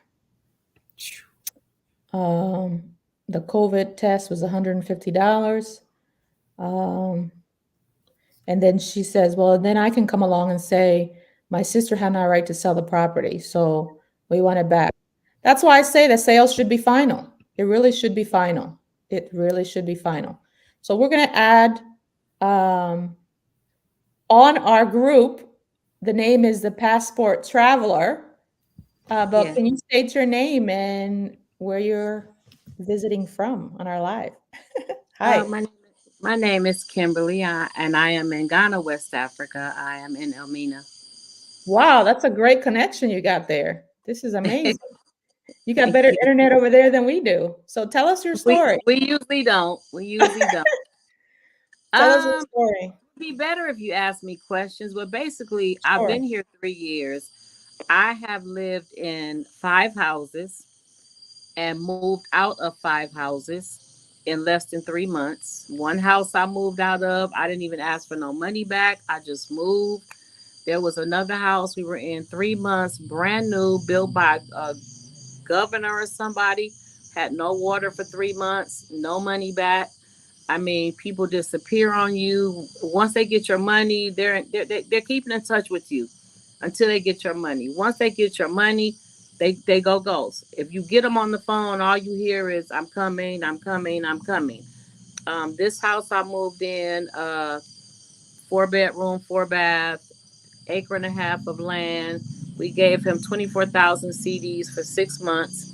And as we moved into the house by day three, it rained, and it rained in all three. It rained in three of the bedrooms, and water's coming in the living room. We find out the kitchen sink doesn't work. Some of the toilets don't flush, and we've been here a little over 2 months. We've told him that we wanted to leave and to give us our money back because he left us here 8 days with no running water, and we had to go rent a hotel. And he felt like the water pump broke, and we should have paid for the water pump. Mind you, the water pump is way across this acre and a half of land, and we don't touch the water pump. We don't have any children. But he let us go 8 days without no running water till we had to go get a hotel. And the only option for me to do is go to a landlord tenant commission, which, from what I've seen being in Ghana, he can go to the same place and pay them to say I lost the case. So I just feel like I don't have a leg to stand on. So has your experience in Ghana then mostly has been with rental and not having adequate housing when you pay for your rental? Correct. Yes. And Okay. I mean, just like places that really shouldn't have been rented, but you get so exhausted looking for a place that you just Hmm. settle for something. This place was the first place I fell in love with. It looked like it was built like an American house. Just for 3 days later, it to all just go wrong. And so we've been living in 2 months of hell, going to a hotel, coming back home, going to the hotel again, washing dishes outside in the front yard. And he told us he would bring us our money Tuesday, and that we should leave. And we've been packed up and waiting since Tuesday, haven't heard from him. And we're just kind of living in limbo. We don't know what to do. But I asked him, he said he would give us the balance of our months left. And I said, with all due respect, Mr. Smith, I think you should give us half of the money for the months we've been here, because we rented a 4 bedroom, 4 bathroom, and we've only been able to use 1 bedroom in the living room. And so you probably should give us more of our money back. And he said, well, it's my house and I can do whatever I want. And I said, okay, well, thank you for coming to the meeting. You have a blessed day. And I just got up and left. There was nothing else to talk about because we've been through this before. Right. And at this So, point, I'm just kind of mhm. over Ghana, and I'm planning to go home. I look for tickets every day. So where would you be going? Where would you be going back to? Where did you move from? I'm born and raised in Detroit, Michigan, but I moved from Fresno, California. I'm not interested in going back to the United States at Hmm. all, especially with so much going on right now. So I'm looking into Meridian, Mexico, somewhere on. I'm going back to the North America, somewhere on Okay. that continent. It's closer to home and something I'm more familiar with. But Mhm. I'm pretty much done with Ghana, and it's sad because Ghana was to be my home forever. Mhm. Do you think, do you feel like, was there anything that you could have done in retrospect in any of those steps or places that you rented that could have avoided you having any of those experiences? Or there was really nothing you could have done? I mean, all you do is you go look at a place, and you see things. I'm new to the continent. I really Mhm. don't have a guide. I have people locals with me, but as I know now, they didn't know much more than I did. Mm-hmm. And so you go look at a house and they'll tell you, once, we'll fix this when you move in. And you trust the people because you don't know the system. And one after another, it's the same thing. And as you're looking for a home, you're wanting your heart to believe what they say. But after this house, this was it. This did it for me. And you said what, 3 years? You said I've been here over 3 years. Yes. over 3 years, and the Hmm. entire time it has been that experience of inadequate housing. I have lived, when I first moved here, March 2021, I came on a 10-day girl trip. And day 3, I knew I wanted to stay a little longer. So I just fell in love with the land and I stayed 40 days. And I went home, came back, and when I don't receive US money, like no type of government money. So I built a roadside container store thinking that would sustain me, Mm-hmm. not knowing the economy here, that a lot of these stores don't make any money. But back to the housing, I spent most of my time living in my store than living in a house because, like I said, we would rent a house, Wow. and one house we rented in 10 days. We were out of there in 10 days. We went to one Africa, paid for the resort for 2 months, stayed there, ended up going to live back at the store. We did this back and forth for over 3 years. So we are in the stages of that. We really don't want to give up on Ghana, and Right. we want to create this community of where we can sort of eliminate a lot of this headache that's happening. Right. For that, it requires us to um, create alliances so we can build these communities where we can stay, live, work, and play without feeling, like we're being robbed, lied to, or cannot sustain ourselves. And that we are understanding that it takes a lot of work. I think that there was the invitation to come to Ghana, the Year of Return initiative was flawed in that it didn't really educate enough for both sides. I The education and the research is on us. I understand that, but if you're going to prepare to invite people to the country, you want to have Gotta be ready. working conditions somewhere Yeah. Right. that is not going to, be more expensive than in the US. Because a ticket alone, even then, at the height of the season was $1,500, and you could go to the Dominican Republic, somewhere closer, and pay for a whole week vacation, all inclusive, for that much for 2 people. Correct. Uh, and the cost is one ticket to go to Ghana. So I always say that, in Ghana, we have to develop a better value proposition for those who are coming. And proper living conditions is not something that should be out of the ordinary, you know? Well, one thing I did choose when I first came to Ghana, I didn't want to live in Accra. I didn't come here looking for America. I wanted to Mhm. embrace the culture, so I chose to live in the village. I wanted to live the village life for like 6 months. Like I wanted to live it and embrace just everything I could embrace about Ghana. But when I did, want to live in a home, it just didn't work out 5 times. And at this point, as much as I know, I've had people say, Kimberly, don't give up on Ghana, but I don't know. I don't feel welcome. I don't feel like this is my home at all. The way I've been Ooh, treated. ooh, ooh. Let's talk about that. Why don't you feel welcome? Uh, One, they call us foreigners. You invite us home and you call us foreigners. You treat us like foreigners. You charge us different prices everywhere we go. Legally, you can charge foreigners this price and Ghanaians this price at Cocoon Park or the castle or anywhere. We have to pay to come into the home, which is a visa. We have to pay to stay, which is residency. We have to pay to get on the birth certificate, which is a citizenship. So how is this our home? I don't feel welcome because the ladies are very nasty. They're very mean. They're not friendly at all. Most of them are not friendly at all. You're talking about the ladies in Ghana are not friendly to you? The Yes, Ghanaian ladies, the Ghanaian like ladies are not. the market. Like when I go into the market to buy things, their faces are scrunched up. They don't speak. They don't give you eye contact. It's like they don't care if you come in their store or not. And this has been 3 years of this, like 3 years of it. What do Different you? stores, different cities.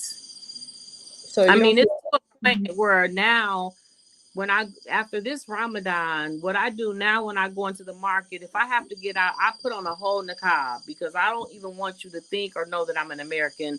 If your issue with me is that I'm an American, then with a niqab on, you won't know who I am, and I shouldn't have to do that. Wow. Wow. No, you shouldn't have to do that. I have to say that I don't have the same experience of saying that other women are not friendly with me, Ghanaian. I don't have that experience. I also don't go out a lot, so I can't say. But I do go out enough to know that that hasn't been the same experience. So I know it's not all, but Mm-hmm. it is important. I think certain communities, especially where the diaspora is living, that sometimes a perception is created in certain communities, and then you become uh, bunched up into the same, like you have like these, what do they call it when you generalizing, oh, that's all the diasporan are this way or that way. And so I have been guilty of or victim of that. Oh, you're just like the rest of them kind of Yes, look. And I don't know what that yes, is, but yes. yeah, I don't know what the rest of them are they like. I just know that I can see the look. I have seen that. And I have Well, to say, well, wait a minute. Hmm. I've seen diasporans personally come over here and mistreat the Ghanaians. I've seen them talk down to them. I've Hmm. seen them come over here with this sense of entitlement and flashy and just doing too much, and out Africans with their these African clothes on that the Africans don't even wear unless it's a special occasions. I've witnessed it. Yeah. Renee say stereotype. Yes, that's what I was looking for. That the diaspora can be stereotyped a certain way, and then you get treated a certain way. And you're saying you've also witnessed, the diaspora coming and belittling. Um, I've witnessed from people I knew Entitlement. personally. mm, Personally, I've mhm. witnessed them treat the Ghanaians that way. I've witnessed, these are people that I knew. And what does that treatment look like? Can you give us an example? For instance, there was a lady, me and her don't talk anymore because of how the type of person that she was. She moved into a house and the workers came in, and they're all Ghanaian. Some of them barely speak the English or they don't speak it at all. And she had just got her floor mopped, and they took their shoes off and walked in, and she was like, "Fresh mop, fresh mop, fresh mop. Get off my floor, fresh mop, fresh mop." And they don't know what she's saying, so they're still coming into the house. And I told her, let's say Melissa, I said, Melissa, they don't know your floor is freshly mopped, and it's a different way to let them know that your floor is freshly mopped. But they're coming to work, so just remop the floor. I didn't see it to be a big deal. Then they needed to put a bulb up in her light socket, so they grabbed her chair and stood in her chair. She goes, "Oh my God, are you standing in my chair? Get out of here. Don't even come back. And if they come back, they're not going to use my toilet, not my toilet. They better shit outside somewhere. They won't be using my toilet." And I was just, it was Horrified. it was disturbing to me. And I've seen this on probably 5 different occasions, and Yeah, I it's just not too it's much. not nice. It's not nice to see. That's not why we're going there. That's not how we want it. We're not seeing it as we're going to Ghana because we want to we see Africans or Ghanaians beneath us. As lesbian. We Yeah, don't I see don't see it yeah, that way at all. yeah, Now, yeah. mind you, I needed one of those same people to help me get. He had the connection to get my light meter because I've had my store 3 years. I still don't have my own light meter, be, probably because of this situation. I needed that same person to make sure that after my inspection was done, that my light meter was connected. He said, "I won't help you." I said, "You Because won't now, help me yeah, or you can't help me." He said, "I won't help you." yeah, Yeah, And I, because now he's been alienated. He's done. He doesn't want to well, work. he connected me to her, and I wasn't. Right. You know, he just assumed that because I was with her, I was at the house with her at the time she Right, did right. that. You're all together. Two You're of all the the same. same.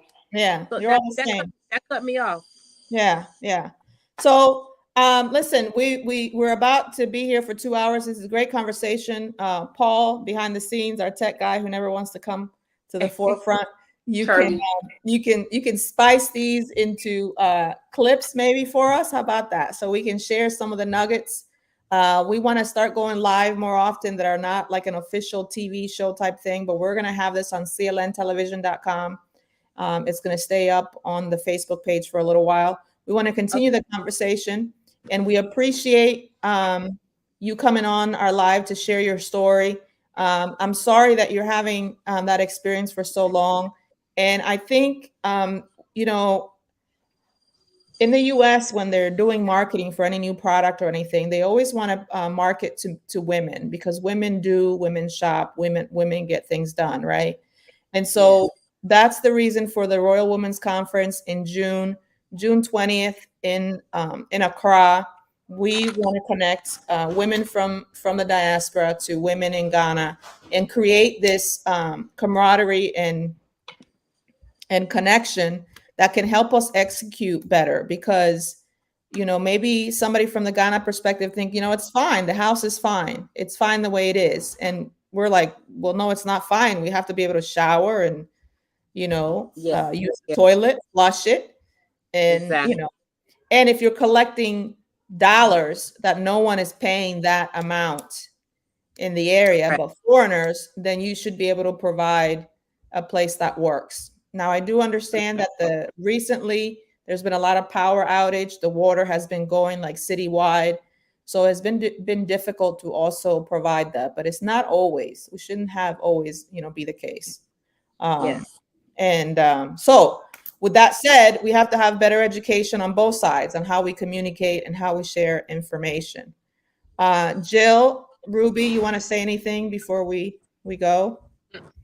I would just tell her, don't give up on Ghana. That's what you understand. I won't give up. The experience that I have, I wouldn't give up. You understand? There is a way where we can all come together and make it, because that's what, you know, sometimes that's what they want you to do. Give up, go. You understand? So my thing is, don't give up. There's better way, and we all can come together as one. Me, I'm gonna come back like Bob Marley. They're gonna tired for Simifius. That's my home. I already said it. That's my home. Listen, Marcus Garvey said it. Africa is for Africans. I'm not going to Europe. I'm not staying in America. I am staying in Africa. So Say it they're again. gonna have to like me. You understand? Africa is for Africans. Marcus Garvey. You understand? I'm not going to Europe. I'm not going to China. I'm going to Africa. Ghana is my home.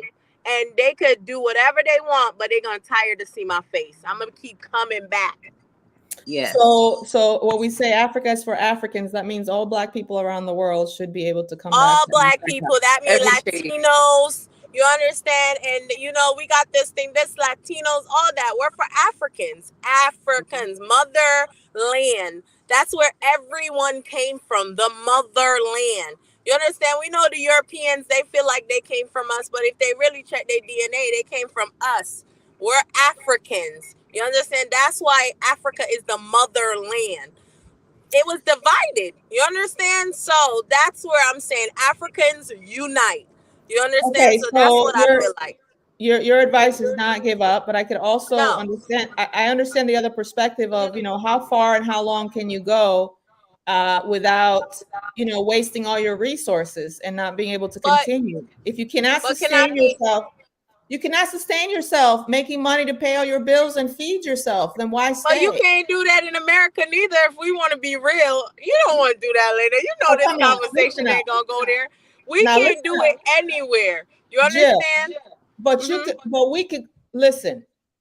You can work in the United States. At least in New York, you can work for $15 an hour somewhere, taking up anything. Yes, you can, but it comes with a condition. Be homeless making $15 it comes an hour. with it. Yes, but it comes with a condition. Africa, at least when I'm in Africa, You understand? I know who I am.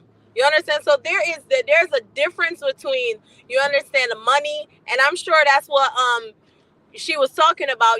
We don't want to go back to the north. This is Babylon. America is Babylon. It's a system. You can work, but how much credit cards you gonna have, and it's gonna be like in a loan. We gonna keep going and going like we're the Energizer Bunny. You're never gonna get out of anywhere. Anybody in America that owns their house, you understand? No, you owe the bank.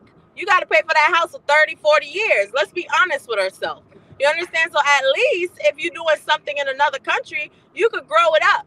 You understand? So that's just my thing, and that's just my personal opinion. We're gonna need another day for that, Elena. But Yes, we are. We're gonna. yeah. This is So just how I still let you call me Elena because it sounds nice. We're gonna we're gonna talk about more of this and the passport traveler. What did you say your name was again? Because we know we want Kimberly.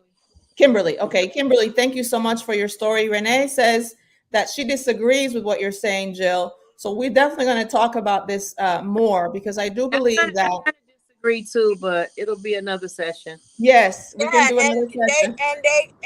it's absolutely, everybody has their opinion. Everybody' vision is Understand. not my vision.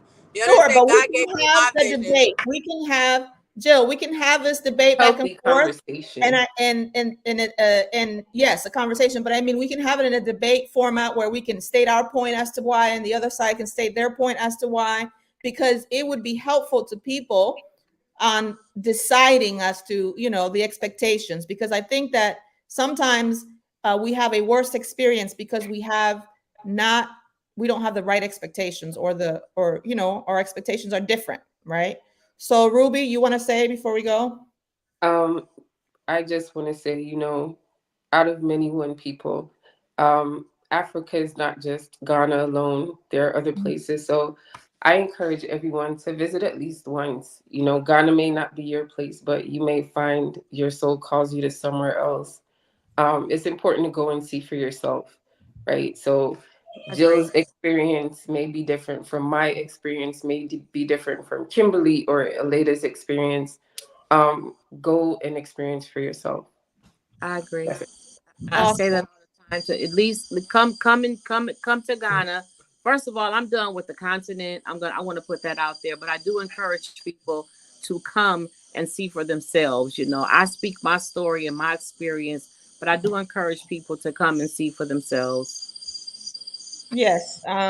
Kimberly, are you able to comment again? Can you comment, or let me see if you can do the private chat and do a yeah, do in the private chat your email so we can stay in touch. We encourage any Ghanaians who are living in Ghana or in the US or bring people to Ghana to take part in our conversation, join with I don't us. know how to do a private chat. Hold on. If you look on the right side of your, where it says comments, banners, I don't know if you can have that, but let me see. Let me Well, see. my email is public, so I can just put it. Sure. Okay, fine. Awesome. And Uh, we can stay in touch, and we have relationships all over Africa, and um, we Try can to stay in touch. Um, all right. So let's see, where are we? Okay. So when do we go live again? We were supposed to go live for a few minutes, and we were here for 2 hours. Well, it was a Uh, good topic, it's good conversation. You know, it's needed. yeah. right? I think a lot of times, people see Ghana, people go on Facebook and they see like the flying dress photo shoots, or they see people at the beach riding horses. They see these love connections, and everyone is like, I want to go to Ghana. There's good and there's bad. And unfortunately, people don't discuss the bad enough. So we just want to be transparent. You know what I'm saying? It's Ghana has its issues just like everywhere else, just like America, Caribbean, wherever. We just want to educate. We want to be transparent and letting you know, hey, remember, in addition to the good, there's also this side. Just be aware, be more alert. It's not like you're leaving from Florida to New York. you're going halfway across the world. So it's just, preparation, I think prepare yourself. yeah, there's the how to live in a developing nation, but there's also how to live with your basic resources on a regular basis, and then also how do you plug into where is that supportive community, because that's really important. Because I think that here in the US I've also experienced that whole I'm not fitting in and not being part of that supportive community. And what does a supportive community look like? Because some people have never seen it, therefore cannot create it. And so the supportive community looks like very different than some of the stories that we're hearing. It doesn't mean that people are doing things for you. It doesn't mean that people are, sometimes it can just mean like, hey, I've lended ear for 5 minutes and I learned something new and it completely changed my life. One thought can change everything. So we hope that we can build that supportive community right here, starting right here with Visit to Ghana, the Motherland. And we will come again live in a couple of days. Kimberly, thank you so much for chiming Thank you in. for sharing. You're Yeah. welcome. And check out our books and join us in Accra. Buy a ticket online for the event. If you want to be a speaker and want to be interviewed and have your interview show on TV, you must buy a ticket and join our event June 20th. The location will be announced this weekend. Thank you, everybody. We will. Thank Thank you. you. Thank Bye-bye. you. Thank Bye-bye, you. everybody. Thank you, Miss Have a good Kimberly. night. Have a good one. Blessing. You Bye. too.